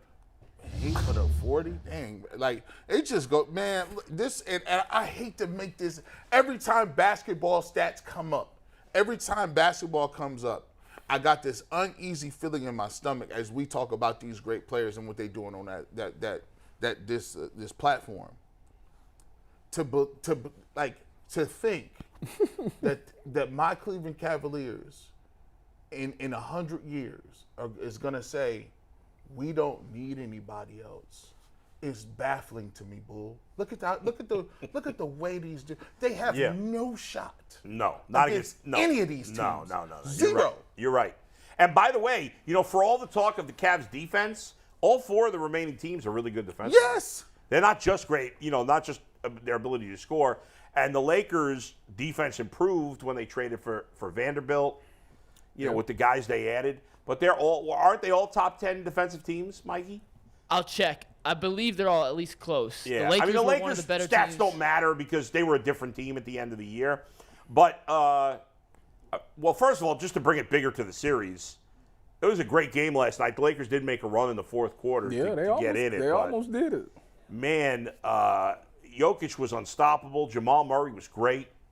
Yeah, he hit them shots. Porter, LeBron closed. Porter played great. They got a nice roster, man. Well, they got a nice listen, roster. the way I look at this for Denver, I was on playing the game with my boy Rick City. Shout out to Rick City. He said that this is the bubble redemption for Denver. That's what he said. He said that Denver is looking to come out there, and that's how they played yesterday. Like, they remember the bubble. They remember losing to the Lakers, and they trying to right that wrong this season. And they came out, and they was hot, man. Like, everybody that they needed to step up and make plays did. Now, can they consistently do it for another 3 games? That's yet to be determined. But, a guy like KCP, he was on the other side. He was with the Lakers when they beat Denver. So he knows, a little thing about the Lakers organization. I think Denver is just the more hungry team right now, in my personal opinion. You down with KCP? Where was everybody on that? Listen, my computer I got just the Lakers shut when I down, was- so he was give me a right sec on to I'm not going reconfigure to everything. After the game, did you see the quote from KCP after the game? What did he say? He was asked, I may not have this right word for word, he was asked about Jokic compared to LeBron, because obviously, as you said, he played for the Lakers. And he goes, well, they're both equally great. And then he said, except LeBron's better at jumping, I think. and he was out there with Jokic, and Jokic pretended to be insulted that he couldn't jump as well as LeBron. He wasn't really, obviously. But listen, mean, I don't really watch the Nuggets play very often, so getting to see, like, this guy's amazing. They're awesome. He's just incredible. Can I ask you guys a question? They're great, I'm and he's incredible. I'm going to say it because nobody going to say it. Yeah. I'm going to say it. Jokic might be the best center since Shaq. If they win I'll take it a step further. Said that. Yes, if they G, win, I said that. He if might they be the win the best title- center since Shaq. Tyvis, if they win the title, you got to say he's the best player in the NBA right now. How can Yeah. you argue anything else? Well, Tyvis, that wasn't hard enough. I just said, if he was black, he would be that dude. No, for sure. Like, I just took it a step further. I'm gonna be honest with you. Yeah, you said it yesterday. But that's facts. Like there's this thing in the league where you don't want to believe that like this foreign guy is killing you like that. But after a certain point in time, like Dirk Nowitzki, you just got to give it to him. Like it is what it is. He's nice and he's giving everybody Larry buckets. Bird. Like Jokic. Like let's just go down the list. Yeah. Jokic is better than Patrick Ewing. Get him out of here. Jokic is better than David Robinson. Get him out of here. Like these is top-notch dudes now. I mean, like he up there. Listen, it's he's gotta do it it's longer. Shaq and Hakeem. You think he's already better than David Robinson? sure. Yes. He would Already? He Right would, now. He But would. I listen, think but- he'd but we light don't- David up. What Does he have we to as do it society longer? don't He's got to win a realize. title before I put him ahead of David Robinson, I think. Robinson only won with Duncan. And he only got one MVP. look, he's sitting there. Well, I mean, See? Do you know if he would have got a third back-to-back MVP? I mean, nobody's every did that great since player Bird. won with another great player, Mike. He don't have no. I get that. But what Jokic has done historically, for the Man. it's not just the last 2 years plus this year ongoing. So it's not a 3-year stretch. This is a 5 to 6 year stretch now. I hear, but he's got to Where do he it has longer, been- I think, for me. and that's fair. It's but we're the- it's the- projecting just like we do with Giannis and Jokic. It's like the today is his career assists. better than David Robinson. He's got 2 MVPs as opposed to 1. Was there ever a point in the league, and this is before my time, so I'm genuinely asking you, was there a point where you could ever say David Robinson was the best player in the NBA? No. No, I don't can't even. I can't no. remember at that time if I ever thought. Michael Jordan does this to everybody. Yeah, So that's if you not- was that's living, not a fair if comparison. you was living during the Michael late '80s, during the '90s, you could never say you was the But best even player. though he, Michael but Jordan. here's the thing: nobody won. Even though he won the last 2 MVPs before this year, nobody thought of him as the best player in the NBA because he had never done any. You can't tell me the guy's until he does something to play. He's never gotten past the Western Conference Finals. Never. Fact. So he can't be on the all-time great list until he wins the title. And To that's me. fair. And I'm But not putting him Not in that- yet. Well, can I ask you, what center do you know that was getting you 10 assists? Nobody.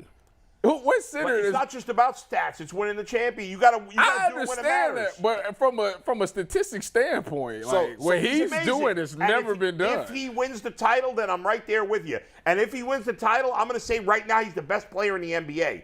But to this point in time, he's never gotten past the Western Conference Finals. To me, he got Patrick Ewing already.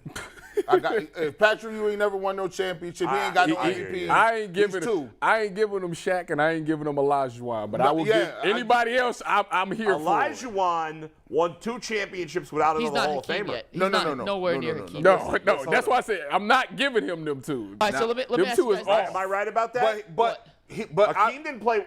I mean, he played with Barkley later, but when he won his championships, they had no other Hall of Famers on the team, correct? To me, Who was his? It was somebody Well, with him. he had Kenny Smith. Kenny, yeah. He was a had, Hall of Famer? Ralph- no. I'm just naming teammates. Ralph Sampson. No, but I'm like, LeBron's never won a championship Was without another Hall Clyde of Drexler Famer. on those teams? He about No. no, he hasn't. Anthony Davis is going to be a Hall of Famer, Bro, right? was Clyde Drexler on those teams?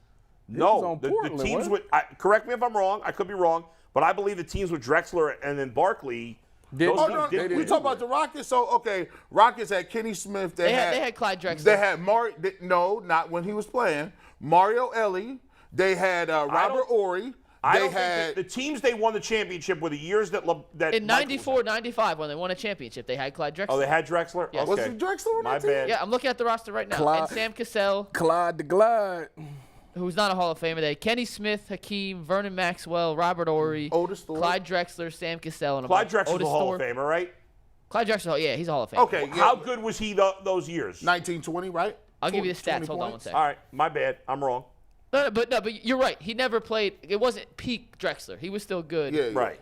They were important. Clyde Drexler that year averaged 22 points per game on 50% shooting and 36 from 3. How old was he by that? At that 32 time? years old. Same year. Yeah, so I same mean, he age was as still really good, Hakeem. but he wasn't.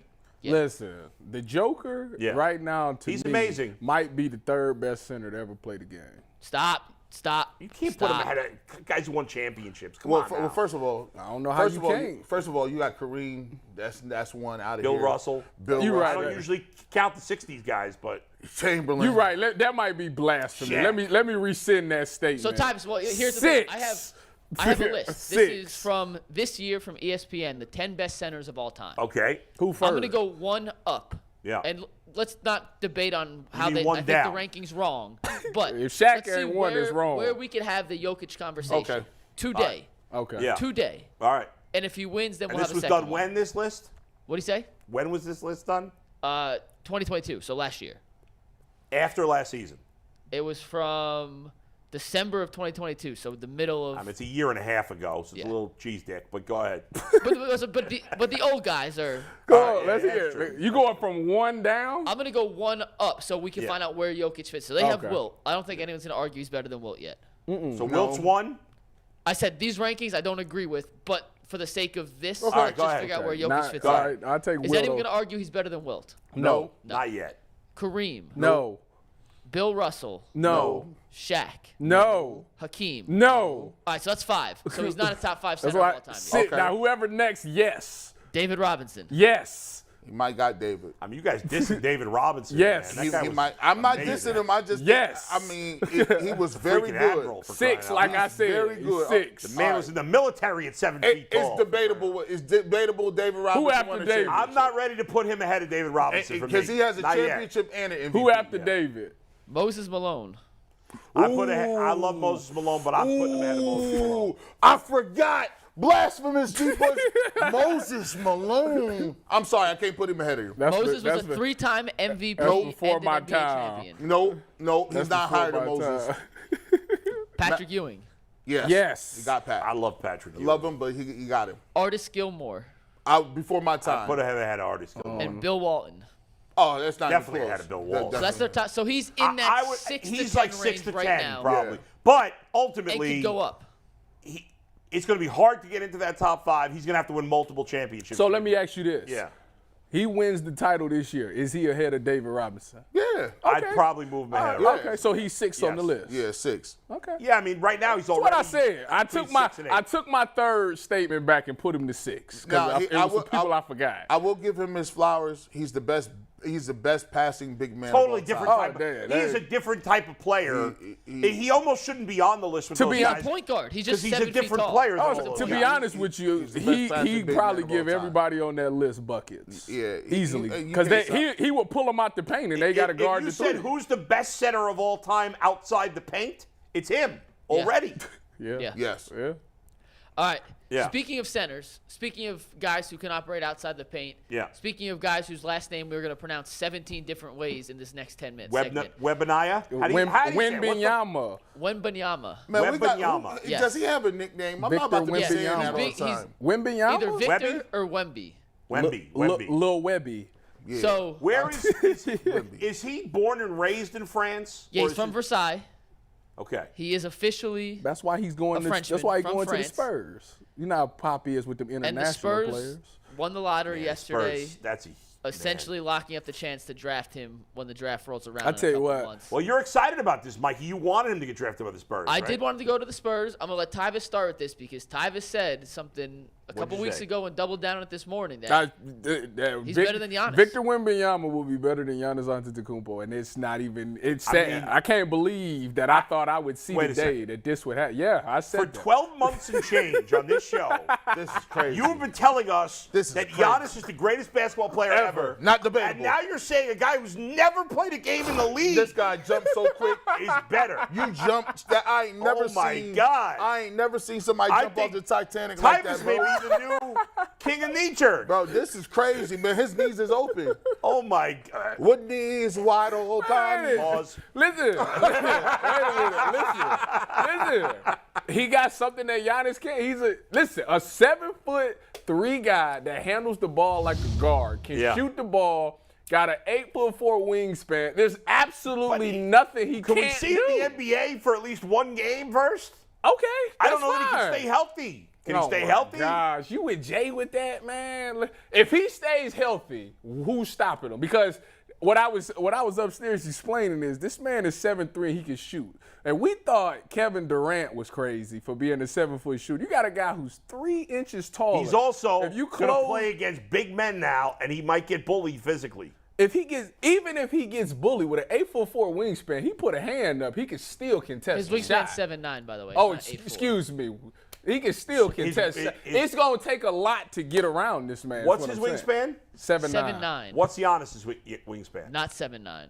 It's the longest ever measured. Not 7'9". By the way, tell me if you guys think I'm crazy, or not me crazy. This is what Stacey King said to me this His morning. wingspan's 7'3", Giannis's. He says he's not saying that this guy is obviously not as good as Wemby, but he says it's unfair that people are saying he's the first big guy to play this way because he claims that Bol has the same skill set, just not as good.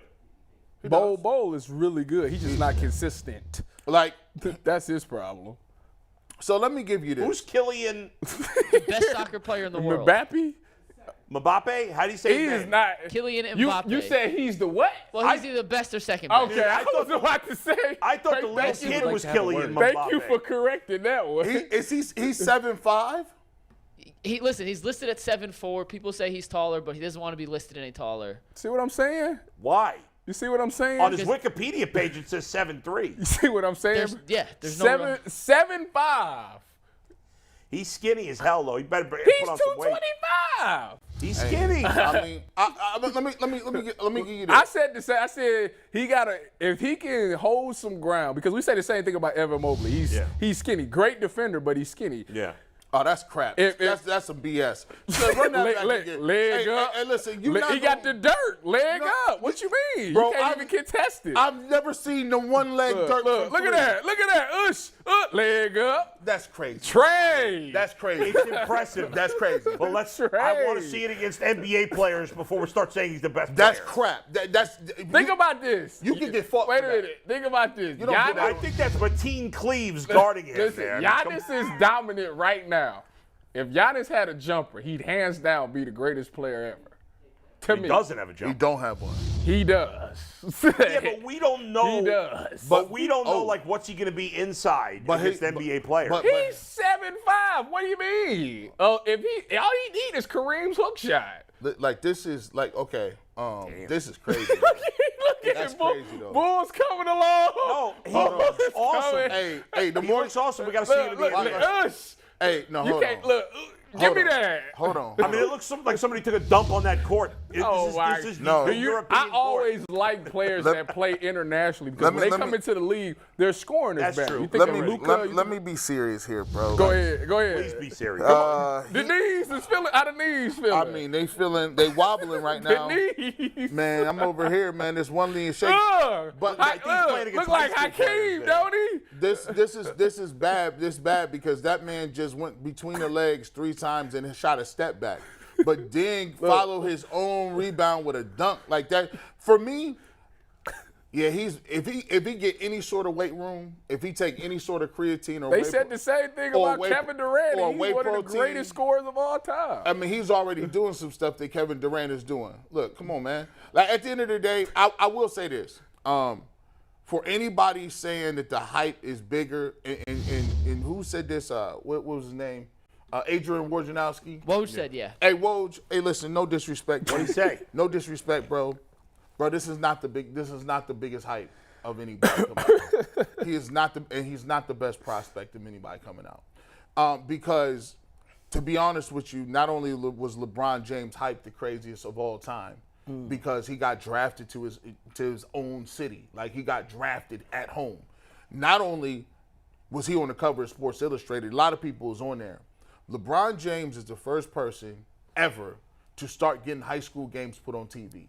That's true. Facts. These little dudes, they got whole channels. Ball is Life is here because LeBron James was a phenom. Listen, Kevin Garnett wasn't on TV. Kobe Bryant wasn't on TV. Tracy McGrady wasn't on TV. They all Was went. Wemby's games on TV? at all? They did broadcast multiple French Metro 92 games, and they were all available on ESPN Plus. There you go.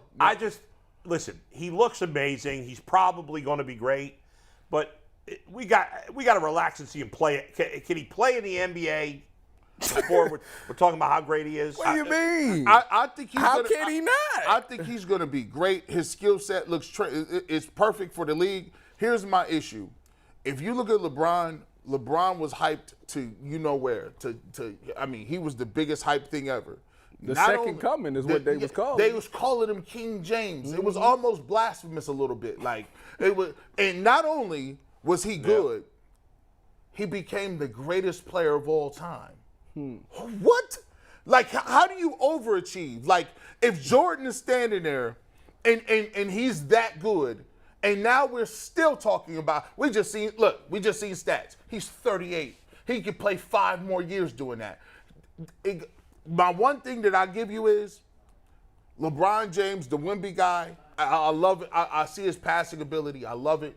Or his shooting ability. But one thing about LeBron James that we saw was they talked about how transcendent he was as a passer coming out. He's a freight train, athletic Magic Johnson. That freight train, athletic Magic Johnson with passing ability ended up being the greatest scorer of all time. Think about that. If your second best trait is better than Jordan's, that's crazy. I can't say nothing. Were people saying that Magic Johnson was not athletic? Not compared to LeBron James. He said Magic Johnson ain't had no jumper. I tell you that. Yeah, no jumper. No, and He did not shoot. But LeBron I hear you, but when his LeBron prime, is the greatest team sport athlete ever, I think. If Victor Wembanyama take care of his body like LeBron James do, he got a shot. He is never going to be He got a shot. that strong and big. He take care of it. They said the same thing about Giannis, and he went in that. Yeah, but he went to a dark place. No, he and went. came out the man. He went to that balcony. No, I'm playing. He tell you, like, I'm not gonna put the Barry Bonds on nobody. Giannis is very big. Put the Barry Bonds. Giannis, like, he was looking like Wemby. He came out looking like. Yeah, but he's not as big as LeBron. I mean, Giannis is 2 foot. Yeah, I'm not gonna put I ain't gonna put it on you. I ain't gonna put the. You said he on that juice? I ain't say nothing about that. I like Ultimate Cleveland Sports Show to be here. Okay. And Giannis is a good member of society. I like what he do for his family. But We're going to switch it up in a second. First, Mike, go ahead. Yeah, I just want to remind everybody 2 things real quick, that the upcoming month of July, the 12th to the 16th, you can check out the Call It Companies Championship at the famous Firestone Country Club. It is fun, family-friendly events all week long featuring a brand-new fan zone experience, free attendance for kids, and concerts every night. Learn more at callitgolf.com. And our next topic, talking a little Guardians, and it's brought to us by the USFL, our dear friends down in Canton. They send us Boogie every week. We love having Boogie on. The Pittsburgh Maulers, tough result this past weekend. Took an L, but Boogie was just named to the Did they get mauled? I don't know the final score, but Boogie was named to the midseason All-USFL defensive team, so shout out to Boogie for that. Family-friendly fun for affordable prices, $10 a ticket. Check them out at usfl.com. Bull, what's up with Bieber? Yeah, I honestly, when it comes to baseball, I'm more worried about my Little League team. We got boat raced yesterday, 15-0. Gosh. I gave a 5-minute speech after. I'll get to Bieber in a second. After our Little League game, the kids were really down. I had them all get on one knee, and I gave them a 5-minute speech. Pep talk after the game. Coach Carter, huh? I did that. Got to get these kids. I don't want them losing their confidence. We got screwed by the league. How? It's a long story. We got time. I got time. We got a whole 28 minutes. 28 minutes. We had a really good player on our team who had to leave the team because he was playing lacrosse. And our second best player, one of our other really good players, was sick yesterday, so it was tough. And the kid pitching for the other team. His lights out. I don't know if this kid's taking roids or what. I'm kidding, obviously. This kid, Pow, that glove hit that kid glove. was throwing Hit bullets. that glove. Strike. And the Kids guy, ain't the coach even on the other team let him pitch 5 innings. Which I don't know what was going on there. Your player standing at the It's plate. 15-0 in the bottom of the 5th. He's still got the starting pitcher in. I'm like, what is happening Y'all ain't got here? a mercy rule. No, we could have ended the game after 4 innings, and I said, no, we want to play. Let's go. What was So the we played score 1 after the 4th? Actually, we didn't give up any runs in the last inning. Okay. So Hey, positive momentum for next game. I Build got on listen. the positives. We don't want to make fun of kids, and my kids were down on themselves, and they were feeling sad. And I boosted them up after the game. We got another game tonight. We're hoping to bounce back, get something going. We've made some plays in the field. I tried some new pitchers. My kid pitched an inning yesterday. Gave up a few runs, but he got his first couple of strikeouts. Brought in his kid Dylan. He pitched a perfect inning in the 5th inning. We hit the ball a little bit late. See, your kid got a little velocity too. I said your son got hard, but your son got some strikeouts yesterday. He got 2 strikeouts. That was the first of the season, Phil. First time he pitched in a game. Woo! Hey, ain't nothing like the first time. Anyway, so we're struggling a little bit, but we're going to turn it around. It's a long season. All right. Anyway, let's get to Shane Bieber. He needs to turn it around also because after he had pitched his best game of the year last night, guys, he got smoked. He was terrible. 12 hits, which I believe is a career high in hits allowed. Correct. He was absolutely atrocious against the White Sox team that's been really bad. They didn't lose 3-2. The final score was 8-2, I believe. No, it's his record is now 3-2. That's terrible. Oh, that's his record. Well, it says, okay. Anyway, 4 2/3, 12 hits, 6 runs, all earned. Oh, no, I think 5 were earned. 4 Ks, no walks. They didn't need any walks. They were smacking them all over the place. He was absolutely terrible. And he was like, it was a shutout going to the 5th inning, but he had given up multiple hits in a few other innings. He is not the same pitcher right now. No. You guys watched it. Yes, I saw. Listen, when he's getting, and these wasn't no dribblers. I can't. They hitting the ball hard off. Like they up there getting their money's worth. Gapping. They locked in. They gapping it out. Listen, look, when somebody stroke the ball like that and you see him like this and that head is on him. Listen, these dudes, and they are not scared of him in the least bit. It just seems like every pitch you throw over the plate is fat. It's not, he's giving guys, and to me, when your velocity goes down and guys start hitting you hard, and you can't locate some of your other pitches. Now he didn't walk nobody, but when you get hit hard like that, man, it's hard for me to say like that you're gonna be a guy that is a top of the line ace. And we've been talking about trading him for years now. At this point, he's losing. He's lost his value. He's lost value right now. They need to build it back up. I will say this, like, there are good pitchers that get blown out sometimes. The problem is he hasn't been dominant all year. It's like I mentioned earlier, Corbin Burns, he's been a great pitcher. His first 2 starts, he got smoked. But since then, he's completely dominated. So you're like, well, okay. Shane Bieber's numbers, those are bad. Like, those are not across the board. Like a 3.20 ERA, I mean, that's fine. But it's misleading because he hasn't even pitched that well. A 1.22 whip is really bad. Really bad. And if you for that's not ace pitching, and a essentially a 3-to-1 strikeout to walk ratio is terrible. Look at his strikeout to walk ratio last year. 36. So it was over 5.5 last year. It's 3.3 this year. You got 30. He had 36. He had 36 walks last year. He's already at 13. Right. We ain't even in June. Yeah, right. As strikeouts per 9 innings, he averaged almost a strikeout per inning last year. He's down 2 strikeouts per 9 innings. That, if you don't know how these stats work, that's a massive difference. That's a massive, concerning drop.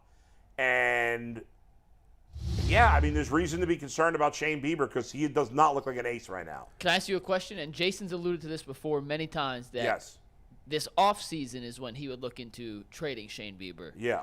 Is there any scenario, whether the Guardians are bad and continue to struggle, where he continues to struggle and his trade value just plummets, where they might consider moving him before the deadline this year? His trade value plummets, and what's the point of trading him? Get something back when you know you're going to lose him for nothing. Well, no, you're not going to lose him for nothing because you could trade him at the end of the season anyway. And if he's not pitching, on the other hand, you could say, well, what if he pitches well down the stretch? What if he pulls it together for the last 2 months after the trade deadline and then pitches a good game in the playoffs and then you trade him in the offseason? So, no, I think he's unlikely to be traded during the season unless the Guardians are totally out of it. The thing is, though, in this division is so bad that they probably won't be. I still think as bad as they're playing, and they're a bad baseball team right now. Bad. They're not mediocre. They're bad right now. But the division stinks. So I still think they have a good chance to win it. But if all the things that are going wrong for this team continue to go wrong, then I think they're going to win it because eventually, and the Guardians have showed you time and time again in past years where they've gotten off to bad starts that they play their best baseball down the stretch, and that may happen again. And look, they're only, 5-2, that's 3.5 games out of first.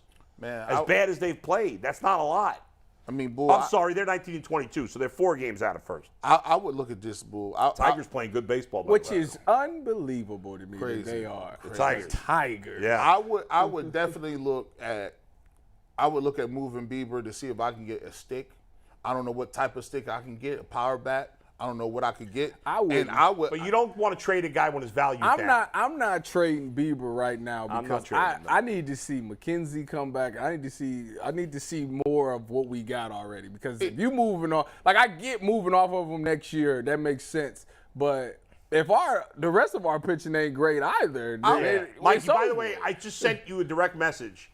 I'd like to play that video if we can. Let me know if you have it. Give me tag word. I need sound on this. Yeah. Well, Steve? Listen, I'm bringing Gavin Williams up here. I'm sorry, he's gonna come up. I'm gonna pitch him. I like. So Logan. you just done with Bieber? Well, look, here's what I would look at. If I got a team, I'm looking how much worse is the next guy than Bieber.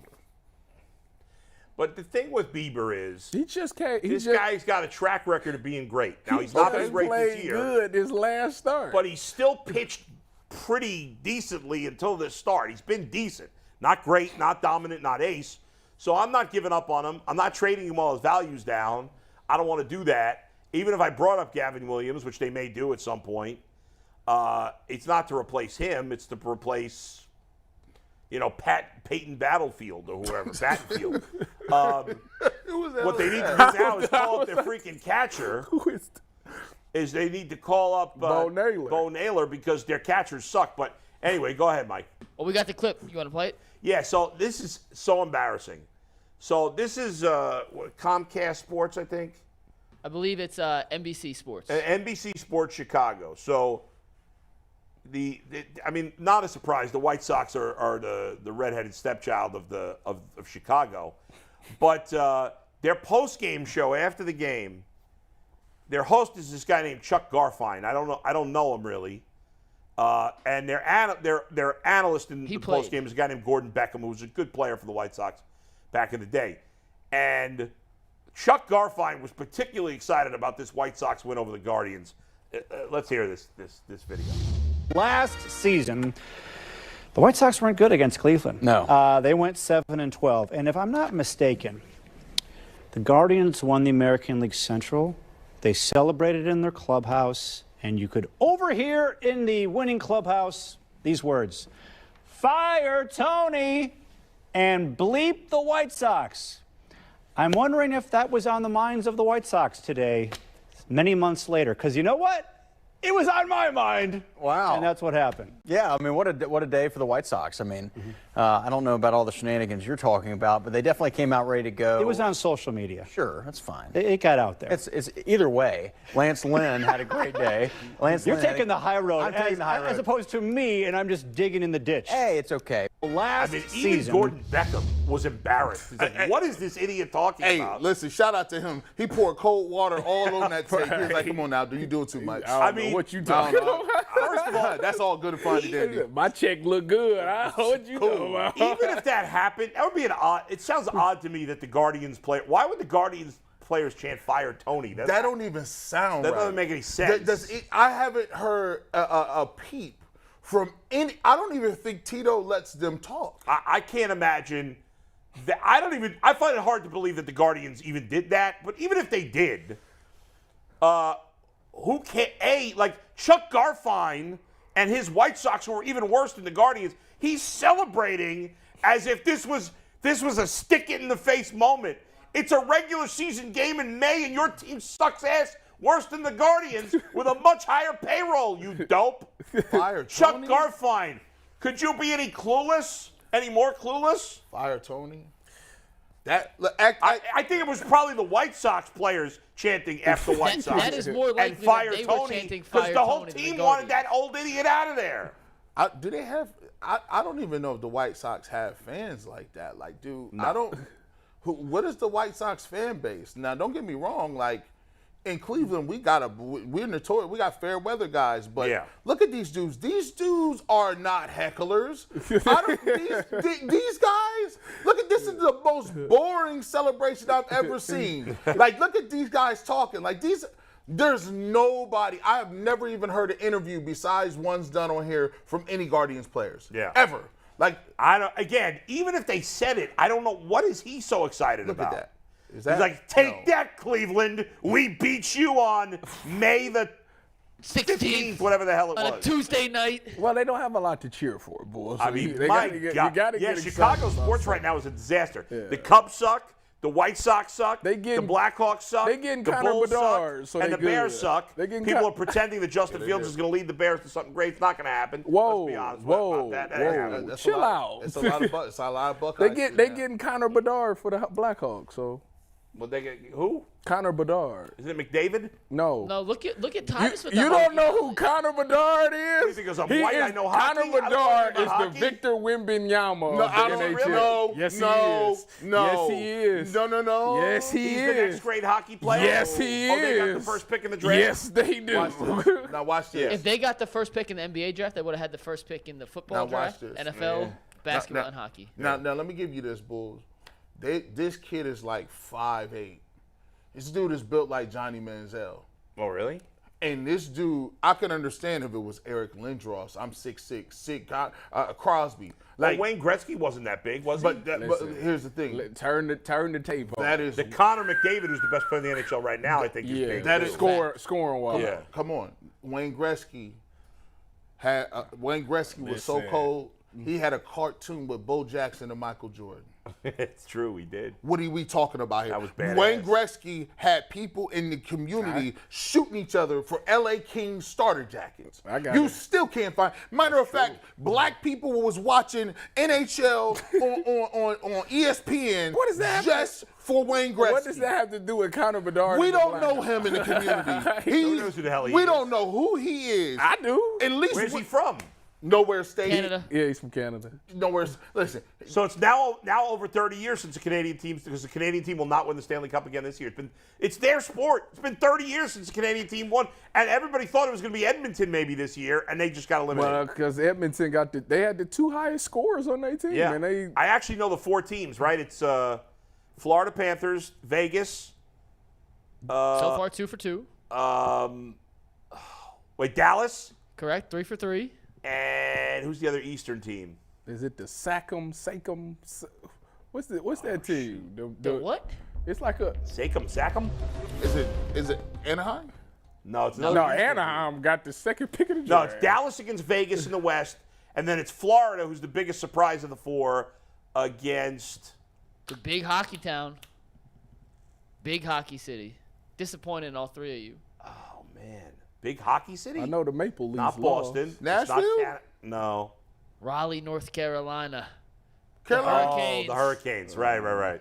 Which I actually saw is a the big odds hockey in city. the Stanley Cup Finals, though, were all pretty even. If it ain't the Blue there's no big Jackets, thing. I could care less. The Blue Jackets haven't done anything since the Crush was here. Anyway, so there you go. How did we get to hockey? I don't even know. Oh, Well, he brought up Connor Bedard. Yeah, Bedard is one. Yeah, he's 5'8". He's the Victor Wembanyama of the Wemby is NHL. 7'5". what he The is. comparison, I don't get it. I don't. Now he can shoot though. He's a talent. He's a generational Very good. talent. All All right. They say. Go ahead, Mikey. I got to remind you guys one last time that the Call It Companies Championship is coming to our backyard here in a couple weeks, and you guys should check them out at Firestone Country Club from July 12th through the 16th. There is fun, family-friendly events all week long featuring a brand new fan zone experience, free attendance for kids, and concerts every single night. There is something for everybody. You can learn more at callitgolf.com. We got a little bit of a By the way, before you get to this real Sure. quick, did you know that remember Thaddeus Lewis? He was on the Yes. Browns. Yes, that Lewis. Yes. he was part of Mike Polk's auto mechanic or former Browns I quarterback think he game. was, right? Yeah. He was. He is the Buccaneers quarterbacks coach. Did you know that? Wow. Who? Thaddeus Lewis. Was he with the Browns? Yeah. Thad Lewis. Yeah. Thad Lewis. All right. Go ahead, Mikey. How did that pop up on your phone that you needed to fill that Bro, in? this guy got alerts. Thought about a random Browns quarterback, and I happened to see it. Go ahead. So, do we need to react to Steve Becker's text before we move on or no? Which one? He sent a bunch. He always does.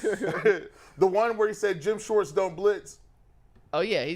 He doesn't blitz. That one. Bulger said LeBron James is the best team sport athlete ever. Yeah. He said Tom Brady. No, Tom Brady is a better, was a quarterback. We'll have that debate another time. We do have a super chat, though, and then we have one last topic. This is from Donnie M. Donnie M. He says, hope all is well, fellas. Great show. Love it so far. Can you find out where Travis got that OSU shirt? Travis? Travis? Ah! That's Tyvis' white guy name. No, Boogie called him Travis. Oh. Oh, that's where he came up. He said he belongs to the Young Republicans in Columbus. Why did he call you Travis? He said you from Powell, Ohio. He just didn't know that my name was Tyvis. Ah, okay. It was the first time us working together. But this shirt came from Home Field Apparel. If you want to find them on Twitter, it's Home Field Apparel.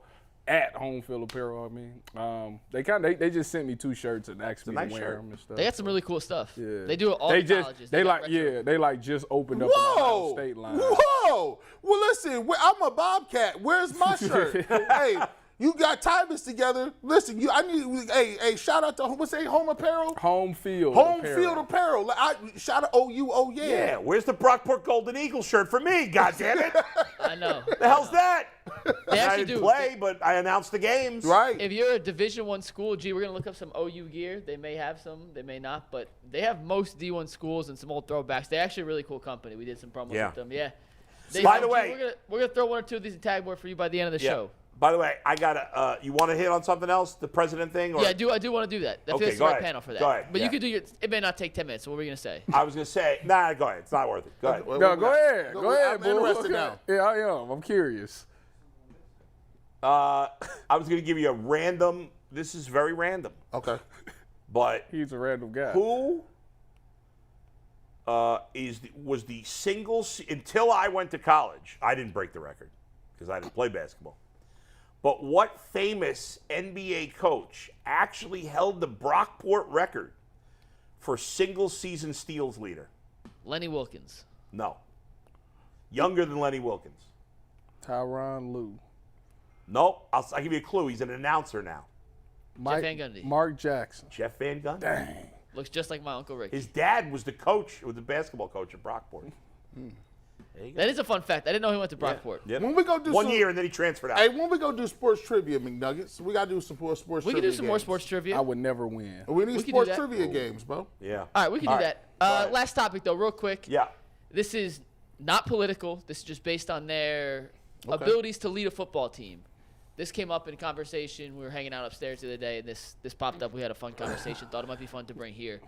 Which NFL head coach, current NFL head coach, do you think would make the best president of the United States? Mike Tomlin. It ain't even close. Okay, why Mike Tomlin? Well, I mean, I know that we at least going to be – we're never going to be down, I tell you that. And he's just a great leader of people, I think. For some odd reason, he gets his team to play for him.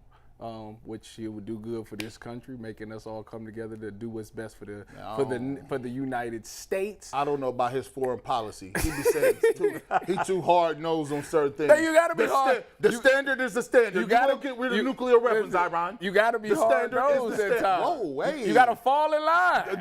Diplomacy. Fall in line. What do you mean? Dictator. Let me see. That's a good question. Pete Carroll. Because I played for him, and we'd have a good time. Pete Carroll, I think he can massage. Like he's a, he looks like a politician. He's along the line of a Bill Clinton, right? You know what I'm saying? Like he. What do you say? He's getting blows. Nah, Bill Clinton be having scandals, but somehow it never stick to him. Like somehow he just keeps sliding. Like the whole USC thing. This cat Pete Carroll just was like, yeah, I'm gonna just step on out of this one. Yeah. Crazy. Reggie, you handled it. Hey, go ahead. Hey, it was nice talking to y'all. And then you're like, dang, Pete just ain't get nothing. That is a funny one.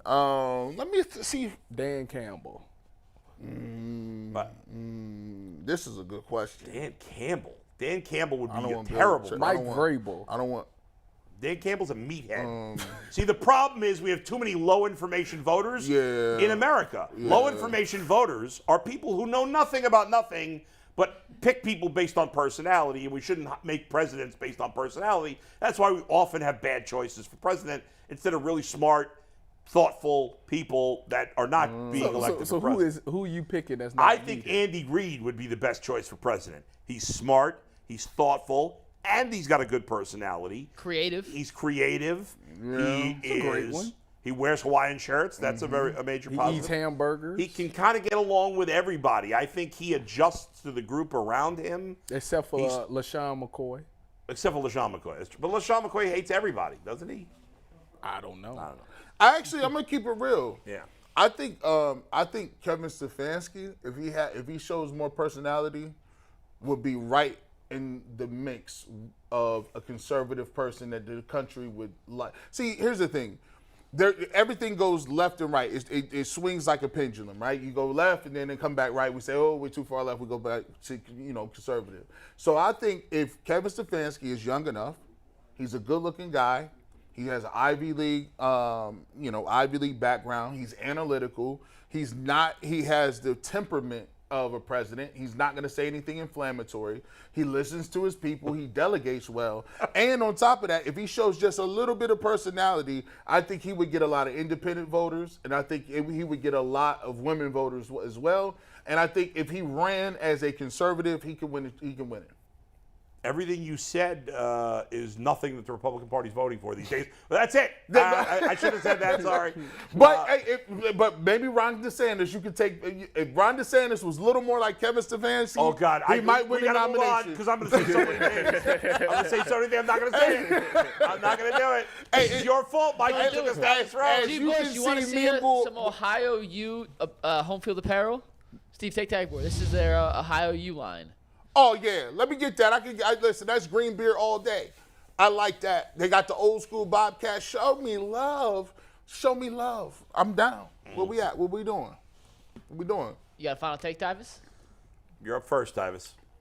I had one and I lost it. I lost it. We started talking politics. He's like, Let's talk about the fact that Steve first of all, greatest athlete doesn't mean necessarily the greatest player at their sport, right? LeBron James is the most. What was I going to say? When I think of athlete, right, I think of it's not just being great at the sport. It's can run, can jump, is strong, stamina, all those things that make a great athlete. And there is no compare. You can compare Tom Brady versus LeBron. Who's the best at their sport? Is Tom Brady better at football than LeBron is at basketball? That's a fair debate. There's no comparing who's the better athlete. As I guess you can define athlete however you do, but as I define athlete, they're not even in the same conversation. They're not even the same species in terms of athlete. Agreed. Who's a better athlete in team sports than LeBron James ever in the history of Mookie Betts. No. He can play every sport. If you Deion say Sanders? Deion Sanders. If you said team Bo sports, Jackson? people are. I'm just asking. Bo Jackson. I'm not saying. I'll say Bo Jackson's up there. I'm throwing names out there. How could you put them and not Mookie Betts? Stop. Mookie Betts is a good athlete, but he's not that. LeBron has elites. There's no flaw to his athletic ability. There's nothing. He could. There's no flaw in my athletic ability. LeBron could play other sports. Tom Brady couldn't. I could play other sports. Well, Tom Brady did get drafted by Major League Baseball. I don't know how good he was. I don't know if he would ever made the majors. I agree that I think LeBron, if he had channeled his athletic ability into almost any other sport, would probably have been great at it. People said he was the best high school wide receiver recruit ever. Right, wouldn't he have been a great football player? Yes. Had he just done football? Yes. I'd have locked him. No. You'd have got dunked on. I'd have locked him. He's 6'9". I'd have locked him. Give me that. I would have locked him. Tyvis, he going up. He going to high point that rock. I mean, the NFL turned Antonio Gates into an awesome tight end. No, Hall of Fame. Is he a Hall of Famer? He's a first ballot Hall of Famer. He will be. I didn't think of him as Hall of Famer. He will be. Maybe I guess he will be.